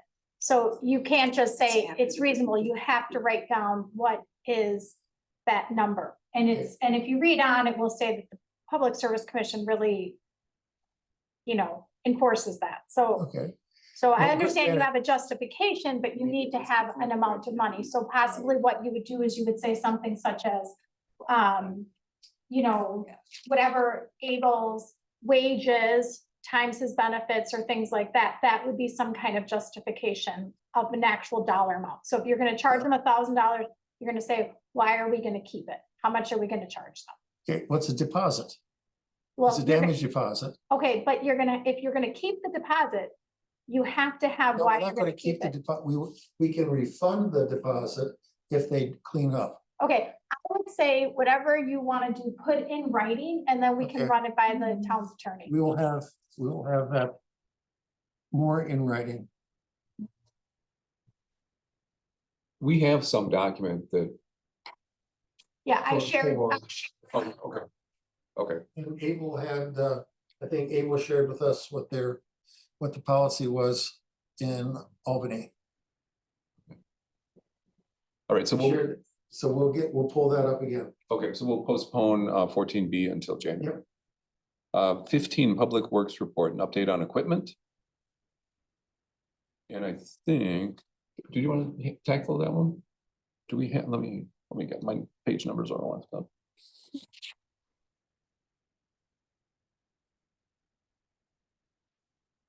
Richard. No, that's not it. yeah, the bridge report's in your packet, that's for you to see. And then also what I included in the packet was, the updated, Phaser ratings. And then the other thing that came up recently was if you want to look on page 87 of your packet, you can see it up on the screen right now. There is a basketball hoop that was put in the road right away. Yes. Oh. And it's in concrete. And so the idea would be should we send a letter to this homeowner? The problem with these is that can hit the blade of the truck and cause damage. Sure. Yeah, so where is that? It is at As your court. The tricky thing, 924 Azure Court. Yeah. Yeah, there was one in our, and the end of our cul-de-sac a while ago that was taken down, yeah. So There it is. portables are okay, but this one, of course, is. Oh, yeah. It should not be there. So we And wanted we- to know if, wait for your committee to meet, or this might be something where just as a town, we could send a letter to that homeowner.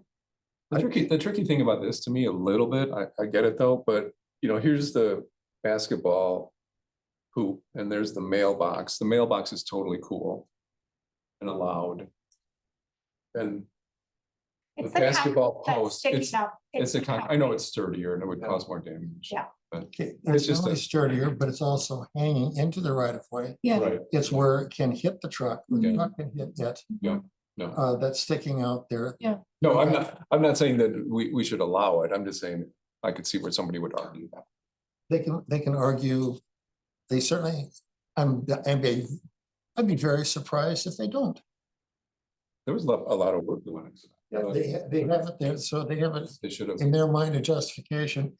I think we should be writing them a letter now and not go through a committee, and for them, not wait until there's snow on the ground. Yeah. If they're gonna or the come ground out. is frozen. Yeah, yeah. That it, So I think a letter is a good idea, and that's what Abel suggested too. I mean, can we send them a letter? Do we need a motion to that effect? I don't think so. It's in the right of way, it's in violation. It does make me think how somebody would. I don't know that people think, oh. this is a prohibited area. You know, most people aren't gonna know that. And ultimately, they should call, but I think they may just think. For them to be able to play basketball, they needed to be close to the road. Yeah. Is there, Their driveway, is there they any? got a driveway to put it next to. Yeah, Well, we had one at the end of Allen Drive for years, all of a sudden. When we moved in, it was there and it's gone now, and that was even closer to the road than this is. Is there any concern that kids are gonna be running around in the know, in the road? road. it's a. Yes. And that's another It- aspect. It's a court and it's a pretty long run until you get to the end of the court.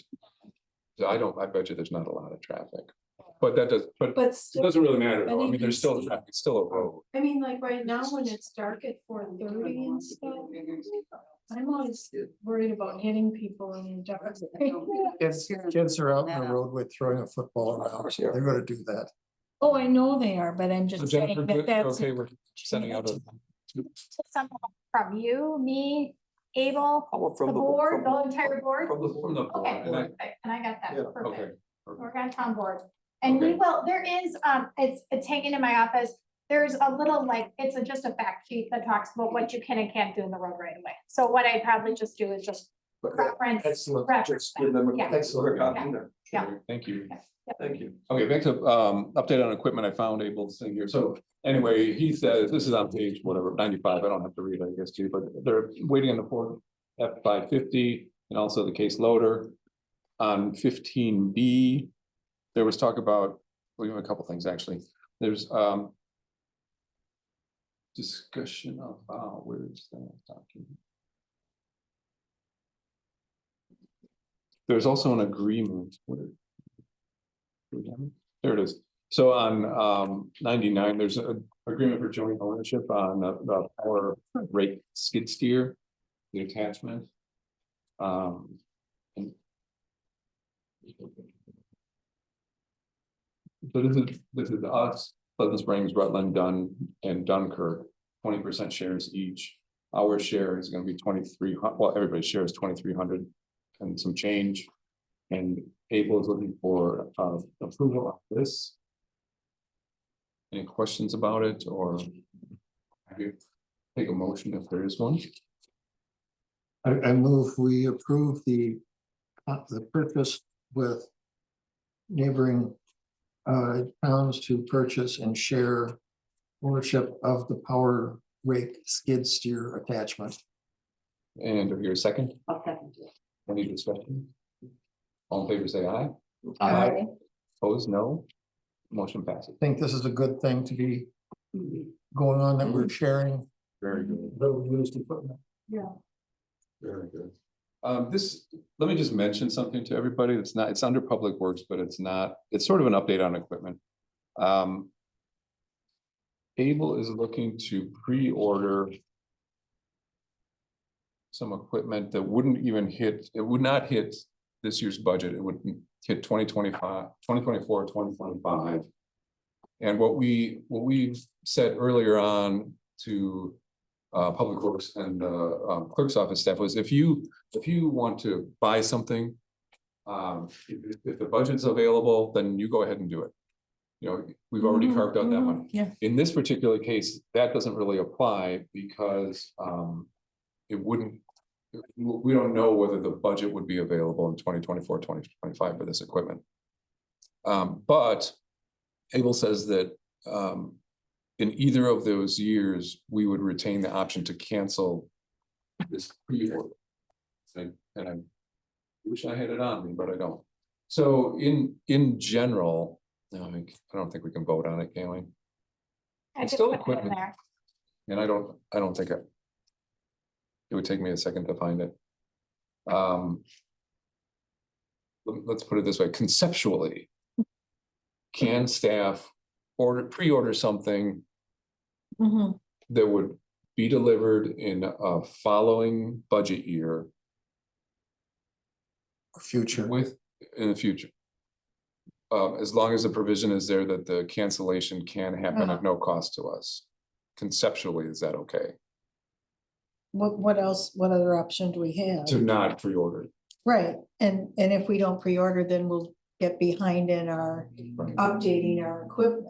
And that pre-ordering seems to be the big deal now. Yeah. That's the only way you get it. So you have to get the pre-order. Now that's, I mean, I guess- that's a sticky I guess the, thing. I guess the option would be that, say, Able would not have the ability to do it himself. We would have to do it, it'd have to come to us to do the pre-order. With to the approve the pre-order. cancellation provision. Yeah.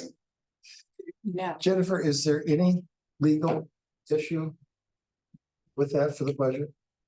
So I don't think there is. I think it'd be great if we conceptually do say this, that pre-order something that would be included in a future budget, providing with proviso that we can cancel it at no cost to us, Okay, maybe it isn't. Go back. depending upon the budget considerations of the time. But he should still be running this past us for looking at that truck in the first place, and it Okay. seems to be wise to do. Yeah, so I found that, okay, does not help when you use the whole version of the packet and do the page number that way. Here's what he says, this was, it's a snow plow truck replacement. And it's actually, it's on page 96 of, version 4. So a single axle 2014 Peterbilt, talked to the salesman at Lakeside about ordering a chassis. Trucks are a year to 2 years out from the order date. The town can spec and order a chassis without any financial burden. If and when the truck comes in and the town is not in a position to purchase it, it will be sold to another customer. He'd like to order the chassis knowing the town can accept or deny the chassis. No. I would move that we allow him to pre-order. Yeah, Any second? second. Lori seconds, any discussion? No. All in favor, say aye. Aye. Opposed, say no. No. Request passes, motion passes.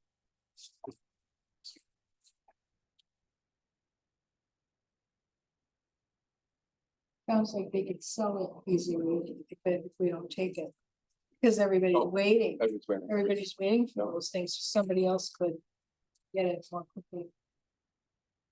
Initially thought.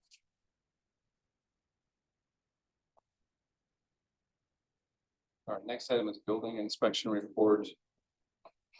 I just want to mention that one of the bills you paid tonight was for the wheel loader that was 198,288. How much? 198,288. Oh, this is- 198,200. Not insignificant. So what they have out there right now is the loader, because they sold that one.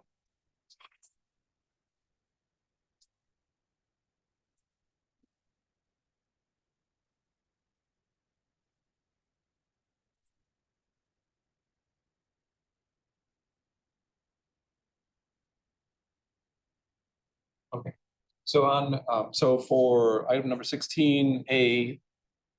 Ordinance number 2023-100 is on page 117. And what we're looking for, and this is just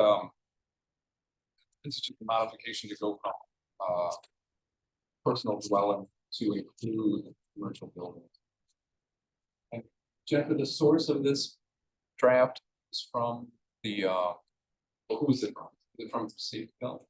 No, it's actually from the Department of Safety and Development. They had a draft Oh. ordinance that they used, and then, of course, we sent it to Attorney Becker. He, revised it to what would work. So it was a model, and he said, the model referred to provisions that we already had. So he was able to modify it to work for our ordinances. So the edits on here are his. So the edits are what he said. Okay, so what we'd be doing tonight is approving this document, subject to the edits that are shown. Here. I make a motion to approve ordinance number 2023-100 with the modifications. And second on that? Second, This tie goes to the, I don't know who's, I go to Lori. All right, any conversation, any discussion, any questions, comments? Hearing none, all in favor say aye. Aye. Opposed say no. Motion passes. Thank you. Jennifer, do you want to talk about the Tony and Roger switch or? Yeah. What, Miss Tony is a great building inspector. Our new building inspector is Roger Schrader. Roger is a retired individual, and he is actually going to Florida in January. So he's only going to be here for a few more weeks. And then they're looking to hire someone new, so we don't quite know who our building inspector will be. They've given us all the telephone numbers. So yeah, I guess just hang tight. The one page in here that says Village of Oregon Building Inspection Department, it really means That to us, obviously, they do the Village of Oregon. They gave that to us. I just put that in there because it more had the contact information of who. So it looks like what they're going to do is there might be a little change to their structure. They have this person called a permit tech. So like someone's gonna kind of be the boots on the ground, and then someone else might do the paperwork. Oh, So okay. we might have two different individuals. It sounds like that might be a little bit of a change. So Not we'd quite be, sure yet. we'd be mainly dealing with the permit tech then, or I think we would deal instead of with the inspector? both. I'm not really quite sure. So like one might come in and look at the permits, but I don't really know. Okay. I don't know. Okay, So, we can adjust to it. Yeah. Okay, great, thank you. Item number 17, board communication and future agenda items. 17A is an update on town hall office remodel. I'm sorry, with the discussion is, we have to approve the town budget. With 17A, is that not on everyone's agenda? It's not on mine, but I'm behind. No, I updated on office remodel. Sorry, It's on mine. yeah, 17A is discussion of 17A. possible budget. Possible approval of 2024 town budget. Okay, so that's why the budget's in there. So- Dude, here's just a thing. I think when you update the packet, I think this is true, not 100%. I think when you update the packet on the website, if you already have received the notice of it being posted, I don't think you get any second or third or fourth notices. I'm not 100% on it. I can Yeah. double check the next time. But I'm 2 versions behind. But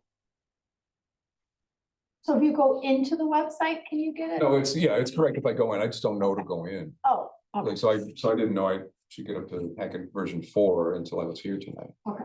I'm just saying, I think the notification doesn't hit more than once. Okay, so do we just need a straight? Yep. Motion to approve? Yep. So I'll be looking for that. Mr. Motion to approve. Second on the approval? Second. Okay. Any discussion? All in favor, say aye. Aye. Opposed, say no. Motion passes. Thank you. All right, is then 17, here, I'll just look at it. 17B is the town hall remodel? Mhm. Okay.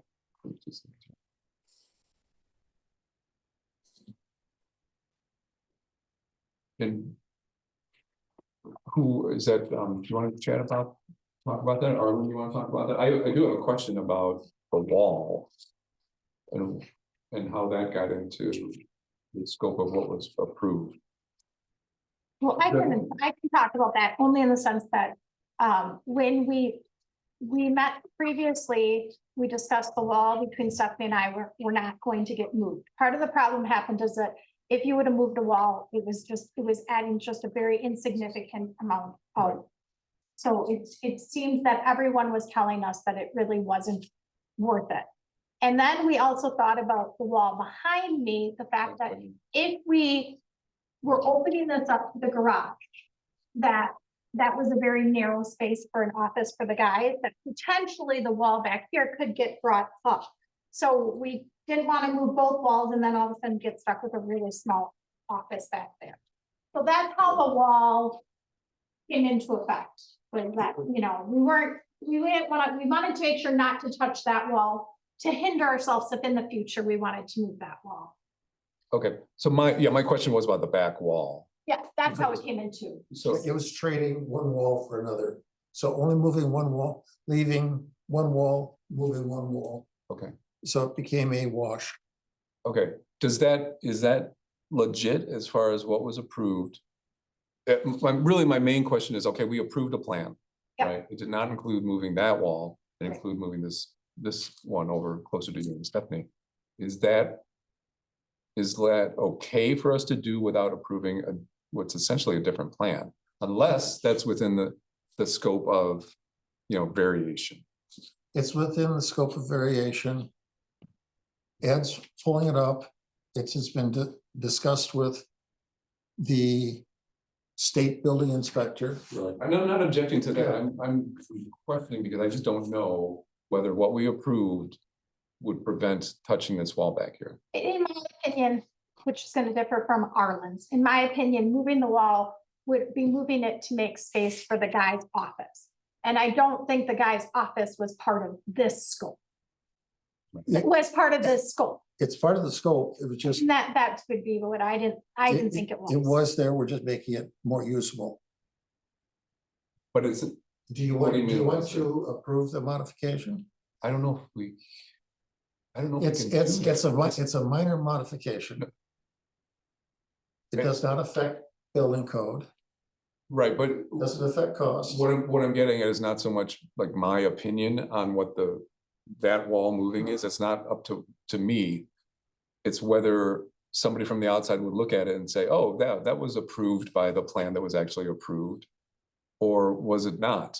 I mean, I don't know how flexible the scope is really in something where there's a plan that does not show that wall being moved. It would. I get that maybe it's sensible, It's but I don't sensible, get and that it was, I think, discussed at great length with the building committee and the contractor and the architect here. and that's not the issue either, it's the approval. Yeah, it was approved at that building committee. I think what he's saying is when we put it out for bid, it wasn't in the bid to move that wall. Correct. And so I think that, and I don't know the answer, the legal answer to that question. I can just say that I looked at the scope of it and I looked that the clerk's office was within the scope of this particular project and that the public works was in a different scope. That's what I'm saying. And the moving the wall would be to provide more room for public works's office. And that's space. my understanding too, is that we were gonna look at public works separately because we didn't approve both projects initially. We talked about it. I know that we talked about it. I know we want to do it, and I want to do it, but I don't think we approved it. I think Yes, we we- approved. We approved that there's gonna be a little office there. We have not approved access from the garage into that office. I don't think we did approve that. Yeah. office space. I don't think we did either, All because that. we've talked, Jennifer and I, about, maybe that wouldn't be an ideal space for the guys to be just stuck in that spot. And then there's a lot involved with possibly moving that wall to make the connection. Because there's gonna that's be different. different regulations, so you might move a wall and think, oh, maybe this wasn't the best spot. Okay. If you look in the plans, Right, there's a door here. right, correct. And in that door, behind that door is a counter noted on the plans for their office. Okay, I That's- would have to say that I would disagree that we ever thought there's a counter there because I think we have to have a place for our storage to go. And there's never been a place where our storage is gonna go. So I mean, not that it's not going to go somewhere, it wasn't in, we knew we were gonna put it there for a future. But our storage, we have to have a place for our Okay. future, we have to have a place for that storage stuff, like it has to go somewhere. There's no doubt about it, but it was a work, designed to be work. Yeah, The plans and the bid, workspace.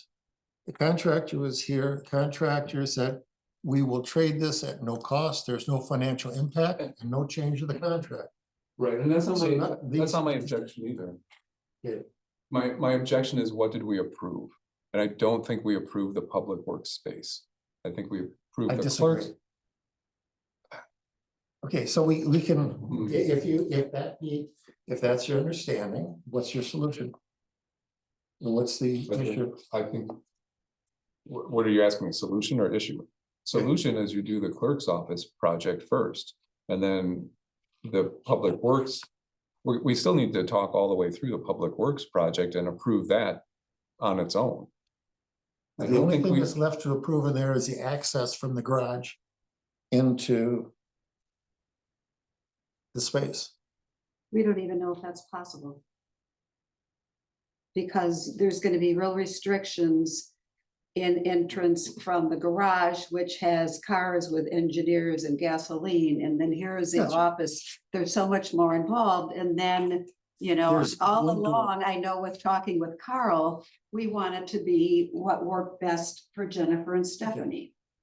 And I Yes. think right now what Jennifer is saying, it's, let's just do this, let's move it on, if we don't have to complicate it as much.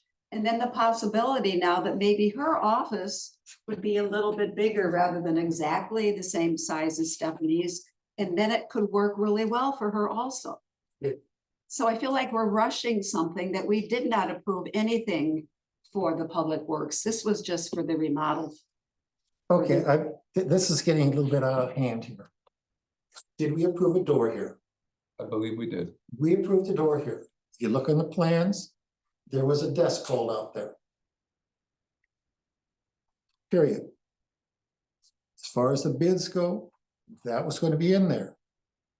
We're going to be having wall moving, reducing the size of Jennifer's office and increasing the size of the common space.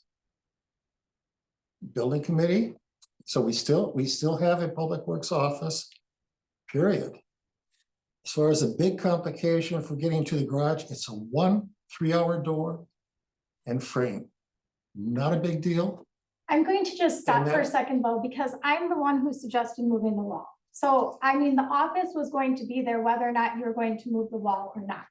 And I can say that for an absolute fact. So I think that the problem here is that we're making that space bigger by moving the wall, but the wall being moved was never talked about before I brought it up to say, That's right. hey, at that meeting to say, hey. And I guess I brought it up with the idea that it was going to be something down the road, Right. only because there's still stuff in there. Okay. And we don't have a great space, Arlen, to put the stuff that's in there. He has a trailer, but what are we gonna do? It's the middle of winter when he needs that trailer, and then we have no place to put these boxes that is going to be a safe storage.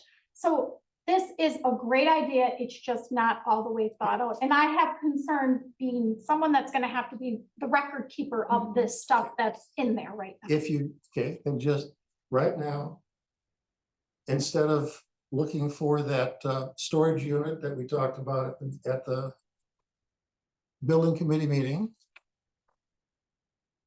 and the other options that were there that were going to be pursued, you would just like to move the wall. I don't want the Keep- wall moved right now, personally. I just Both of don't them? want to move. I don't want the wall moved at this juncture. I don't mind if it gets moved down the road. I Okay. just don't feel like I want it moved right now. If we want to. Wait, let's make sure. Cluster. It's not, you're not talking about the same wall. I don't think you're talking about the same wall. Arlen, which wall are you talking about? The one back here or the one in between the workspace? There's a wall that's right, there was a wall to be moved. Right, Option one is to have that wall that's there, move it back Right. and increase the size of the common area. Right.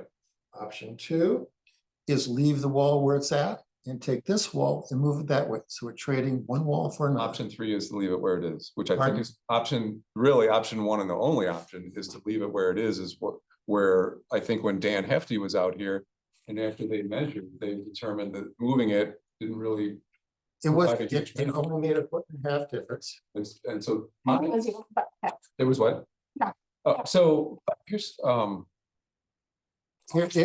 It's a thing that made sense to be trading, moving that.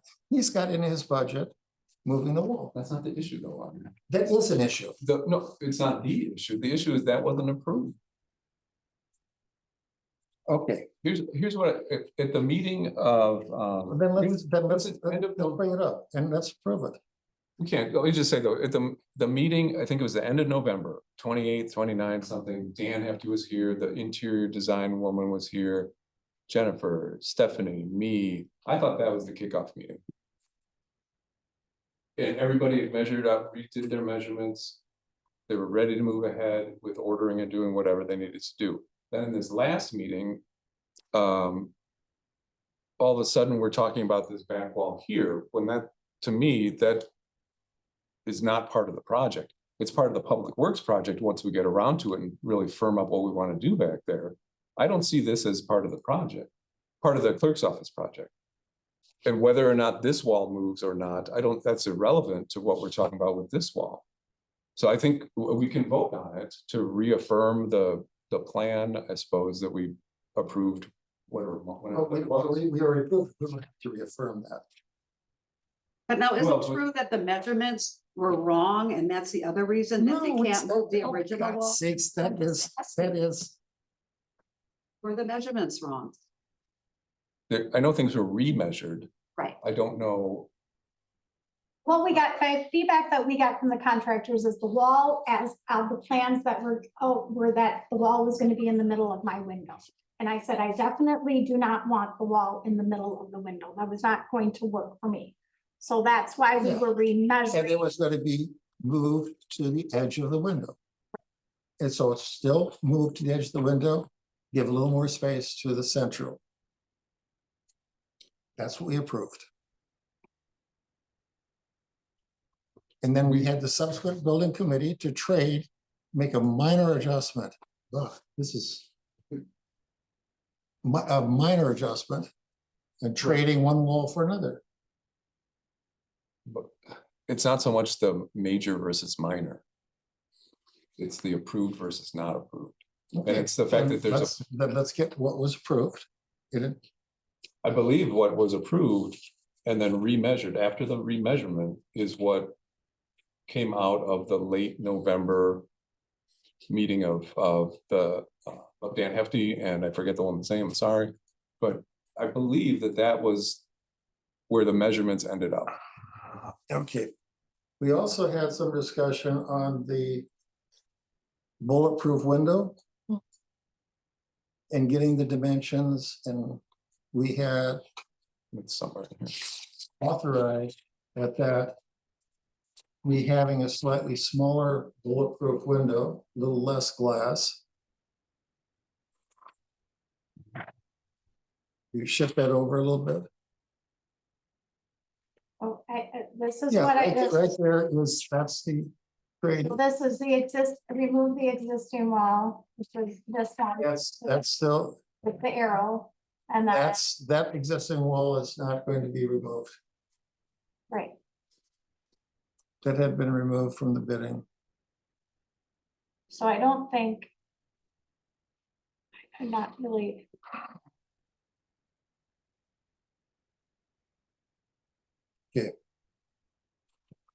Maybe we need to, oh, Carl, we had a building committee and had everybody involved, and we had the parties, and we had a no cost change. And right now, I think we are going to be adding some confusion to the contractor. Just what the hell do we want to do? Because there's discussion to be moving ahead with, there you go, that plan right there. do we think we want to listen to what Jennifer would like to work with when we're coming into an election season? And it's going to be such a mess, and if it would make it easier for them to do as a plan is and not worry about that other wall for now. I mean, that's, I think, is being fair to the people that are going to be Okay, using. well, we're tearing down, Cost us all that more money if we don't move the wall in this particular project. If we don't move the wall now, Arlen, and we are to move it down the road, is it going to cost us more money? Yes. Okay, is that the way, why we're doing it now? Is that to save money? Okay, so is that, I move guess, this over a little bit. yep. Mhm.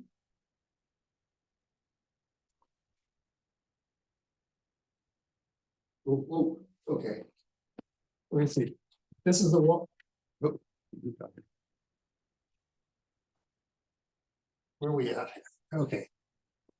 Stop. This is the existing wall right now. Existing wall. That's the existing wall. The relationship to the window, No, this is. what, this is the existing wall, so it's right here, existing wall, Okay, no, it's right here. That's the- forget that one. That is not in the bid. Removing that, it was determined to not remove that wall. This wall that's there is being removed.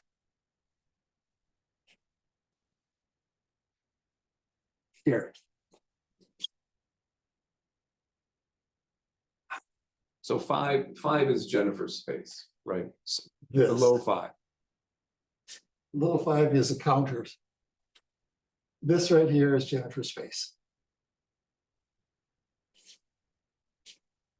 It is bigger than 10.8. Now, you'll find that this is more like here. Is this the plans that Ed just sent us?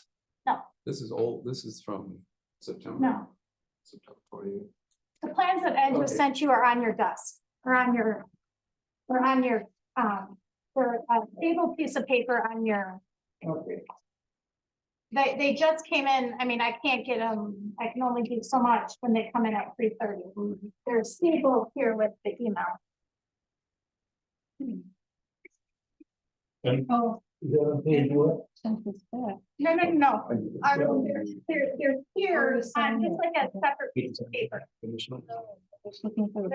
there's a whole bunch of stuff on your desk that were Okay, separate, okay. and this was one of them.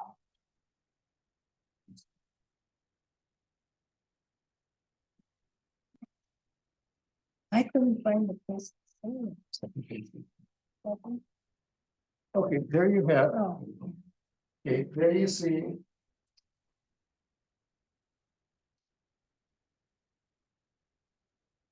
Yeah, there it is. Move the wall. That green wall is the one that gets moved. I don't understand how something from Ed Linville can make the decision, and he's saying to move the wall, and we haven't even discussed any specifics of the plan for public works. And I feel bad because they want to start building in January, and here we are. And we have something that we've already okayed, and then you're adding something else for us to. There's nothing added here. Yes. There's a trade. There's a trade. It's not the way it works Let's, Yes, it in my does. mind, and that's, I Well, would that's, not that's okay. too, that's too bad. I say if we want to be the client from hell, then let's keep willy-nilly I don't, changing things. you okay? Am I okay? No. Okay, so, we're not just bringing this continuing over to here. change things. As far as I know, Dan Hefty is locked in to But I didn't. this. I think only because we swayed in that direction. I'm not sure that. I don't know how much. Removing that wall from discussion tonight and taking care of it in the public works project will really make that much of a difference that we would care about. It won't. I mean, as far as dollar amounts, As far as dollar amount, moving that wall and keeping the other wall, no dollar change. no, I'm not saying that. I'm saying sticking with the original plan as approved. Ignoring this wall for now until we get to a public works project. Whatever that cost is, I cannot believe that it's so significant that we need to do this wall now. Okay, you're gonna have every electrician. You're going to be affecting the HVAC, the electrical, the lighting, the ceiling. Which doesn't sound like a dollar for dollar trade-off to me with It's that wall not. over there. It is, look at it. Right now. If you look at, you're gonna be adding. They've already accounted for what they have to do to take down the ceiling, do the electrical, and move the wall. If you're talking about moving this wall in a year, that's a pain in the butt. Not gonna agree. It's gonna be disrupting her office. And it's also going to be messing with all the electrical. If logistically. Jennifer wants to keep that room as a storage room until Public Works, Yes, until we get the connection yes. to the garage, fine. That's logistics. That can work. I can buy that. And I think that when we started to talk about it with the guys, I think the other thing is they hadn't even really conceptually thought of how they wanted that space set up. So they didn't know like what they wanted for a desk, what they wanted for outlets, what they wanted for storage. So like, we haven't even gotten there. So like, I feel like we're kind of jumping the gun a little bit because we didn't bring Rena in to do desks or things for that space. And I feel like even though it might cost the town some more money, would it be money well spent to say, what do you want to use the space? What do you want your offices to look like? Because I can tell you that was the biggest deal for Stephanie and I is, where do we want our drawers? What do we want our desks to look like? What do we want this space to look like? How can we utilize it best? Do we need more drawers? Do we need cabinets? And I would like the guys to have some time to think about that. This is fine. And so leave it for storage right now, leave it to give them some time. But move the wall. Trade the wall that you moved. You're gonna move one wall, It sounded like we would not move that wall. pardon? It sounded like with the remeasuring, we would not be moving that wall. And, No. well, the remeasuring. What I heard was Jennifer requesting that the storage be retained. What I heard was an okay with that. And what I think we're gonna continue to do is go by the original plan And the original plan was to be moving, taking that wall prior to remeasuring. and measuring it and not moving it as much. That's not what I Moving it heard to the last. edge of, let's just walk over to the. We're not gonna agree here, so we need to sit down and figure out how we can come to some resolution here. Because I think we're gonna just continue arguing and it's not doing any of us good. And I think it's important what Jennifer wants. Yes, And I think we need to listen to Carl to come up to how to come with the resolution right now, because this is gonna go on and on and on. What I would, my thought is to run the plan past Dan Hefty again. And say, okay, here's what we're considering. This is the plan that was approved. Do you see any drawbacks to this? And to get him involved. okay. Yeah, he If you, didn't have any he, problems. and he did. Well, And he says, you can, and right now, if you go into that office, you will see that you will gain office space in the central thing, Mhm. and you'll be reducing Jennifer's office to the edge of the window, period. You can move the wall, you can get some benefit from that. This is not I heard too many times that we don't need to move the wall because of measurement. We don't move the wall as much because of measurement. As much. And from firsthand involvement in the conversation, I did not hear that, but I did not hear that. So do you? I think what we heard is you are gaining inches, you're not gaining feet. And that, that it's an expense to do this, and why would you spend it? And then I think what I said was, I would rather not, because I think the future project, I don't want to do anything that's going to hinder something in the future. And if in the future, we could make the guys have an office here in the future, I wouldn't want to move that wall right now. That doesn't mean that I was saying we should trade it for that wall, or we should move that wall today or at this project. I just meant, don't move that, because I think that's a good thing to do. I really am nervous. 2024 is going to be a very, very busy president. I would rather have Ed come in, and I understand it might cost more money, but I would rather, they're gonna have to blow through a whole concrete wall anyways. I would rather see that be a project that's coming in That's fine. 2025. It's blowing out, we're not blowing out the wall to the garage now. Right. So I would like to If see that you're, all if happen you're at the going same time. to, if you're going to have things functioning, and if you want to go through a procedure, okay, keep that wall, keep this wall. Okay, Mr. Hefty, I want a credit for not moving that wall. Yeah, and I think, And I think that right now puts us in, with the time frame that we have, that puts us into the client from hell category. if we start doing nickel and dime changes like that, I did not get, Arlen, I will say I did not get that impression from Dan, but he will try and work with us. But I would have to say that my impression of Dan at the meeting that I attended was that he almost suggested leaving the wall, I wanna say. So he was, I don't think that it's nickel and diming. I don't think it's plan from hell. I think it's the original plan that he and I think it's the original plan that he and the interior design person worked on and measured no, more accurately. Okay, now wait a second. Arlen, Kate, Wyatt.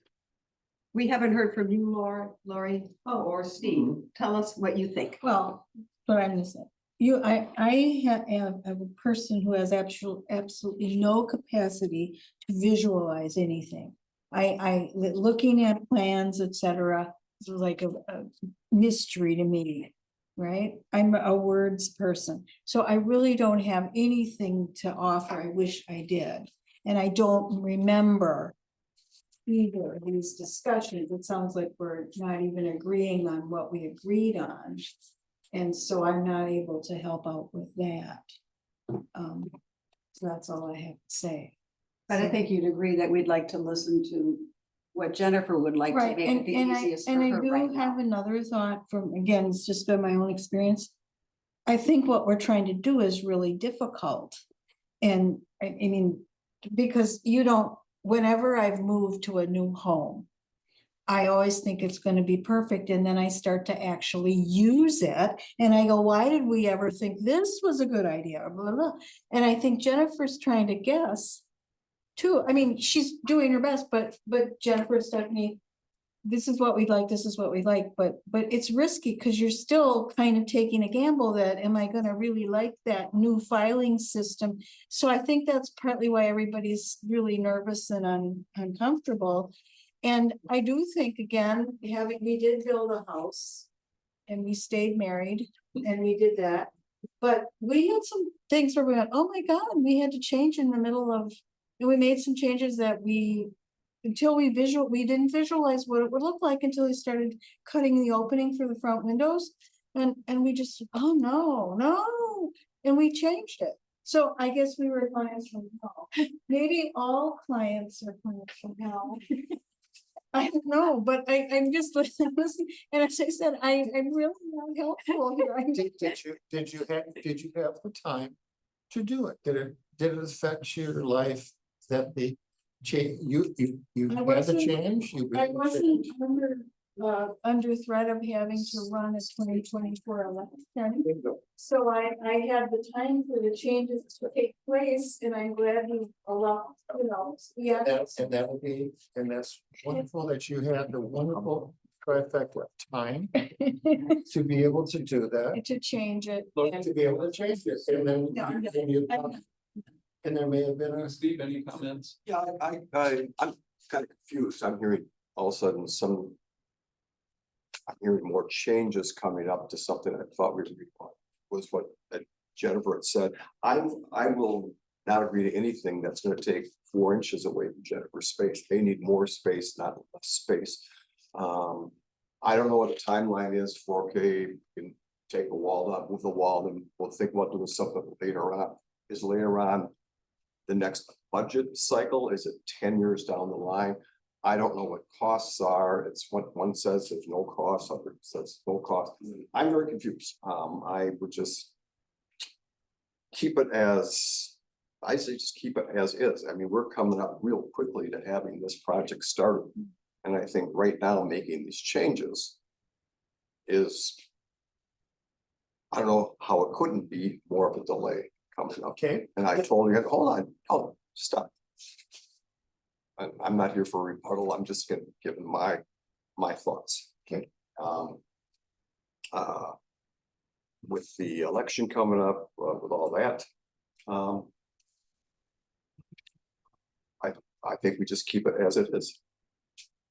I'd have to agree with Jennifer on that.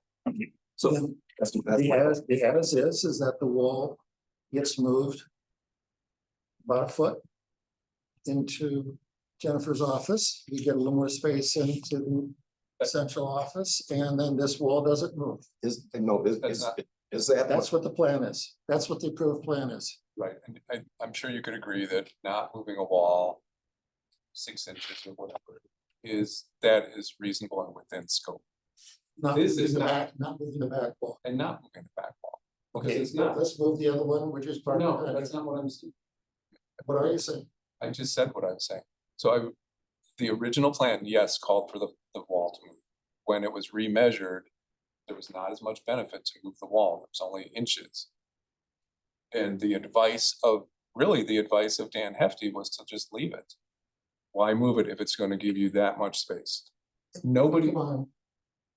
okay, I'm just trying to stretch more to make it be 6, but it's only 4. I think we need to move on because we have an approved plan. We have advice from the contractor. Who's going to move it? Who will move one wall or the other? That is not what, no, that's not true. Yes, it is.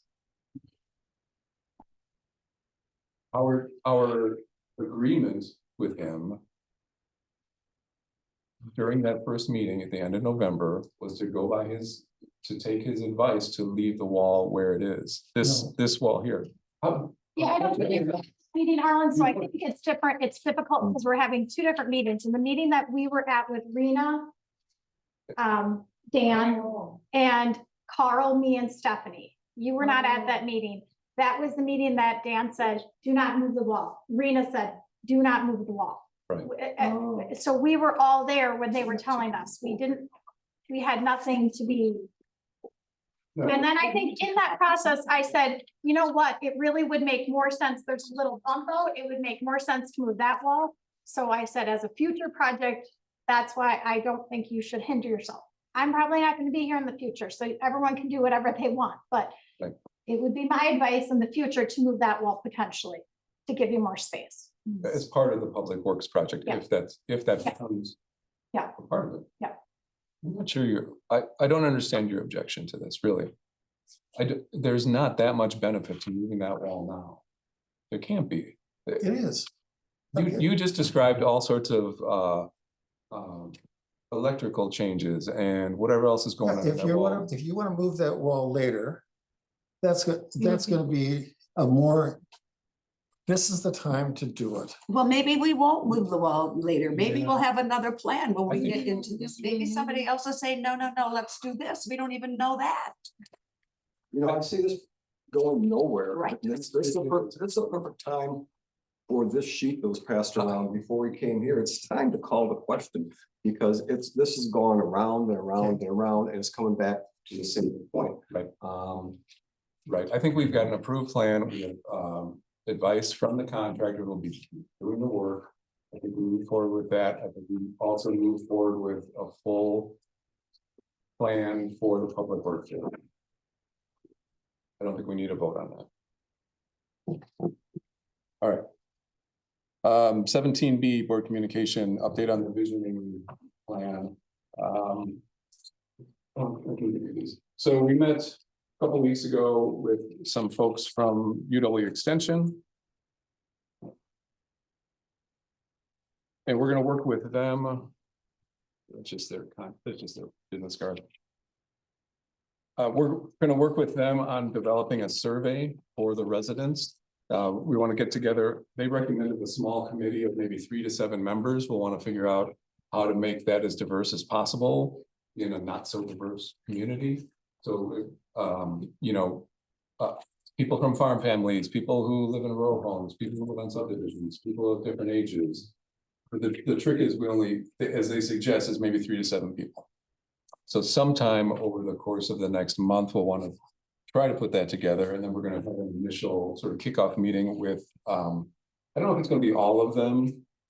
It's at least going to be, Sarah is her name. I just lost her name. Yeah. And that'll be sometime in February. Other than that, they seem like, not that they've done this type of work recently, but they've done similar work, and she in particular has. She took the place of the UW Extension person who worked on the vision plan from 20 years ago. So I think that's a good group to work with. Jennifer and I met with them. Tim Janacek met, and Stephanie was there, and I think everybody was really impressed with that. But we'll have more information as things develop, but that's looking like it'll be an interesting project.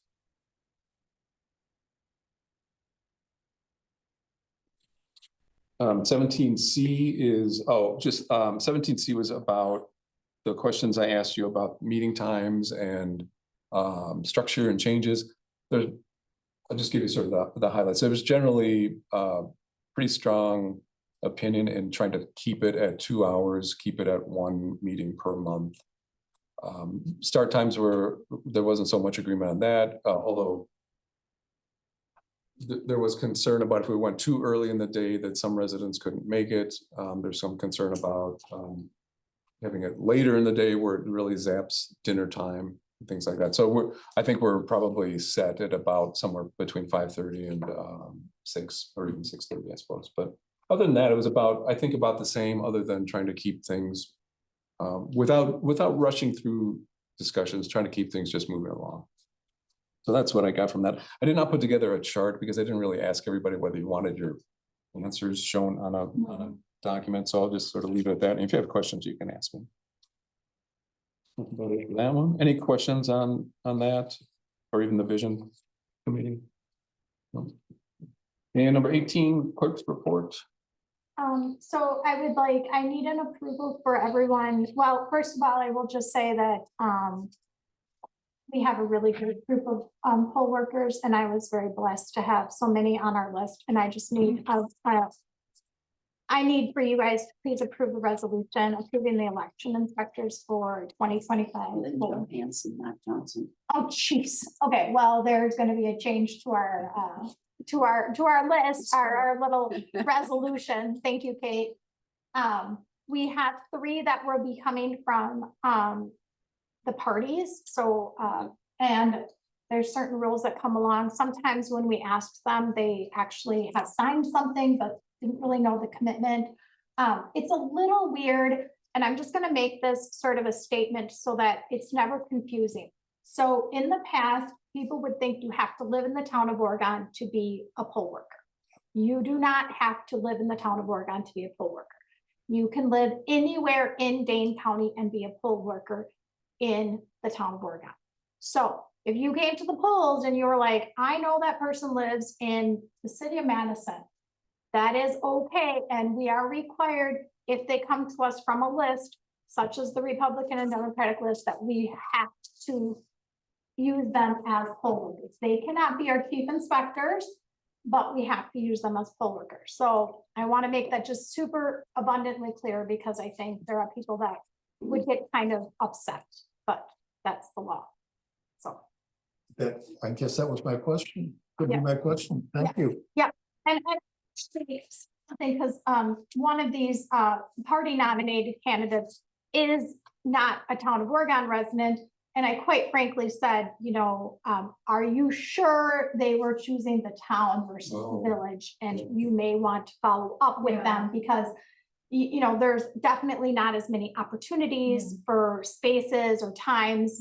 We only have 1 polling site, whereas like the village has 2 polling sites. And, I was kindly reminded that they can serve, and I said, I understand, but they may not understand where they want to serve. I just would like, I'm just asking if you guys could approve it for me. Okay, in the motion. Just looking at that list, that's quite a list of good citizens. Yeah. Well, they're getting paid a pittance to do this.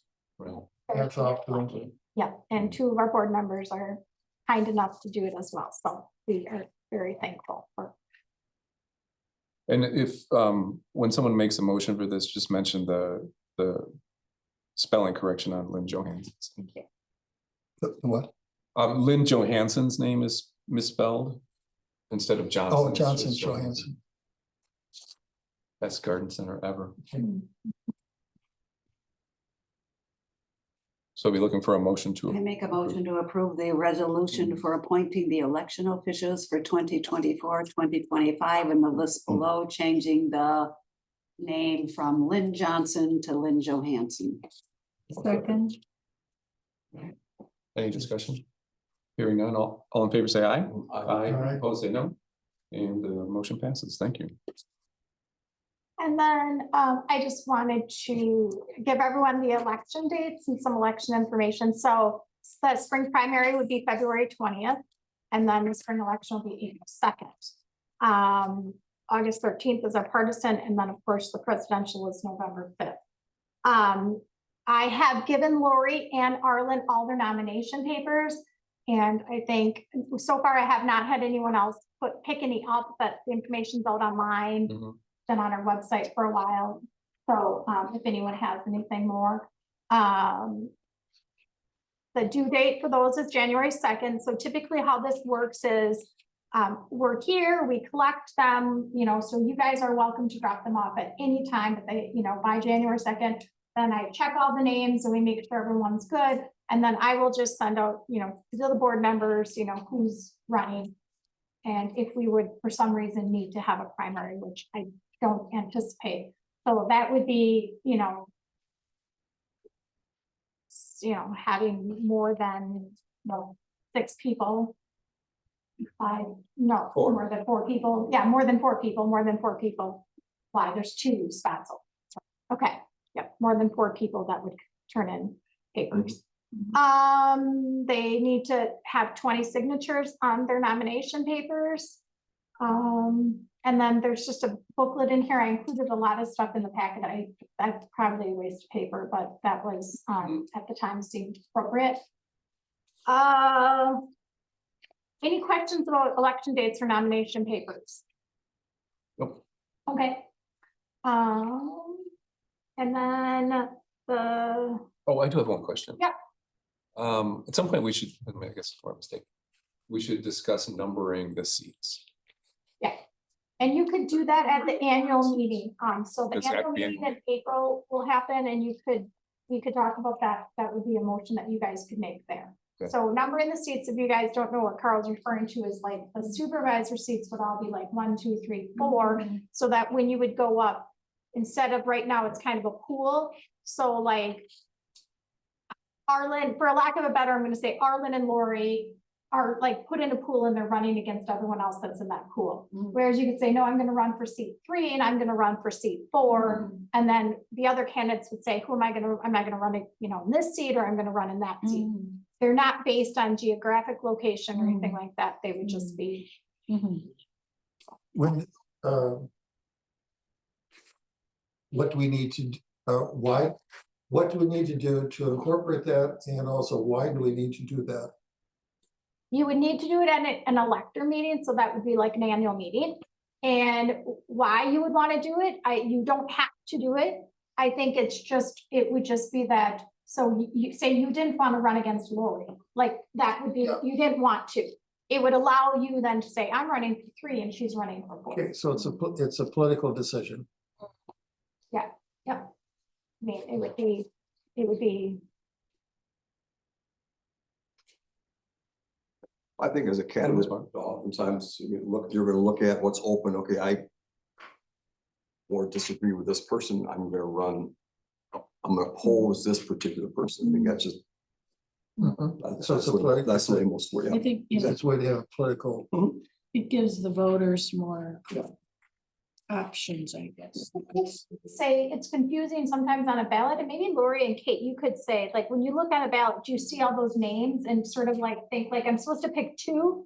Right, Pick like. no more than 2. Yeah, Pick yeah. to me, the position of where you are on the ballot doesn't matter as much if it's just, okay, if it's. Because they're gonna look at the position. Seat 1, 2 names. Position, Yeah. position 3 includes these candidates, position 4 includes. This particular Is- candidate. When we're filling out the forms, the nomination forms. Does a person who's filling it out saying, oh, you're running against, Well, you wouldn't necessarily know that unless you were told that, like, unless people were telling who was signing your nomination papers, I'm running for seat 3, and they would know who else is running for seat 3. But when you do nomination papers, you typically don't know who's running, because it's not until you turn them in that it That's true. becomes I official. just know who seat 3 is, and that's it, yeah. So, but when you're applying, when you're doing this, and in a case we have, it's a, okay, right now, it's easy if there's just the two of us running. Okay, third person comes in. How do they know which seat they're gonna go for? If if we don't have a, when is that decided? As to the seat, Suggesting that we talk about doing it at the annual meeting, where it's the elector meeting, so somebody. Yeah, right, I know, right. but that, I guess that how the nuts and bolts of that would So work. in other words, what if three people wanted to run on seat one and nobody wanted to run for seat two? I That's, mean, could something like that happen? yes, Sure, that could potentially, sure. I don't know. That's the- That would be- That's interesting, because they have a person there That's who's the wanting to opposite side. stay, and if they don't, Yeah. yeah, makes it. Yeah, yeah, I mean, if, we've had the thing where I wanna get this person out. And I Yeah. wanna Yeah. run against that person, but then I end up running against somebody I don't wanna run against. probably would want to talk to that person and be like, hey, To what? you could talk to that person. It's not final, it was just something that. Something to We're just to talking about- consider, It's one of those little Yeah. things that, something to consider. the devil's in the detail. If you want to bring it up at the annual meeting, the devil's in the detail. I would get more details before the annual meeting. Good luck. The paper does give you the option to indicate which numbered seat you're. It's. People do that. Common, yeah, it's very common. It's a very common type of thing. I think looks nicer on a ballot. Personally, if I were going to vote, I think it looks better to not have. And this it big might list of be names. easier for the voter. Yeah, it would be. I believe it would be easier for the voter. Because typically maybe one of them ones would be an incumbent. And one would be a challenger. I don't know. It just better than when a voter comes in and there's a whole list of names, it almost gets very garbled and. Well, it gets to be a bit of a challenge. You don't Especially know for- all the people. Yeah. And we can talk about it. That there's a lot of data that shows the person in this particular order is probably going to get more votes, less votes. whatever. I think it takes some of that out. Yeah. It's more fair, but it's not Out there. Something, some kind of future thing. Jennifer, do you have one more item? Literally, the last thing is that I just wanted to tell everyone about the mill rate and, your taxes and everything. And, one of the things I wanted to point out was the school credit. So last year that was 910,000. So this year it was 1.199. So the state did put more money into that school credit, which if you see your tax bill and you look across that school district line, you will see a -2%, which, cool, because it had gone up so much for So our that'll be- non-residents. people will be pleased. Yeah, I appreciate you sending that out. That was yeah. It will come in the mail too, but that's Oh, I know, the yeah. review you get for being on the town board. Review of a bill. Thanks. Yeah. Made a mistake. Because I do send them to you before we tell the county like final. I do, that is another just set of eyes. Suggestions. So then, of course, then, the lottery credits and the first dollar credits, those all fluctuate. And then if you would have noticed, the Belleville mill rate went down. So that's, that just doesn't happen, but that's kind of that fluke with that, that school credit coming through. So basically, that was the end of my thing, is I just was gonna kind of update you guys on just all the information related to. But our taxes still went Now, up. if you call the legislature and get rid of that damn school voucher right there, you could get a much bigger break. And the money you can put to better use. That's my one political statement for the night. So, we'll probably start collecting taxes this Wednesday, as bills will probably be in your mailbox tomorrow. And what we will do, is we will have set hours to issue in-person receipts from 8 to 4:30 on a Wednesday. Any other day of the week, if you're gonna drop it, there'll be a drop-off box, out front, or they can just drop it off. And Super. mail it in, yeah, A lot of work. yeah. I think that Stephanie picked up the new dog license, so got the dog license, so. I think that's all I had. Excellent. Anyone have any questions about tax bills or anything like that? There was some information about there, which we talked a little bit about, property, the personal property exemptions, so. Well, I think we'll find out more about that as that starts to come Good. out, okay, so. That's what it. Do you get a lot of people bringing checks in to pay taxes here, or do most people? Are you gonna have a Dropbox outside? or- So it's like, don't leave it up because you can't do it for the election, so we Right. have to sort of do it, but we'll do it for, and they do. It's like the whole COVID thing. I think it just kind of is like, I don't know that there's a normal right now with that, you know, what's really been helpful is we can email receipts and people really like that, you know, just they'll send in their check and they can email the receipt. I think they I find like my it to bank be, just giving me a script to write. yeah, right, exactly. And so, Okay. Excellent, well, thank you.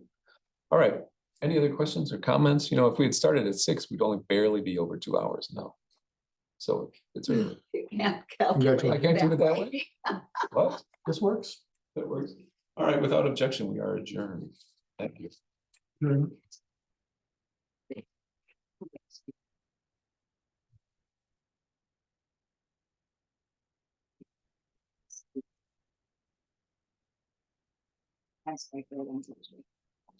We will.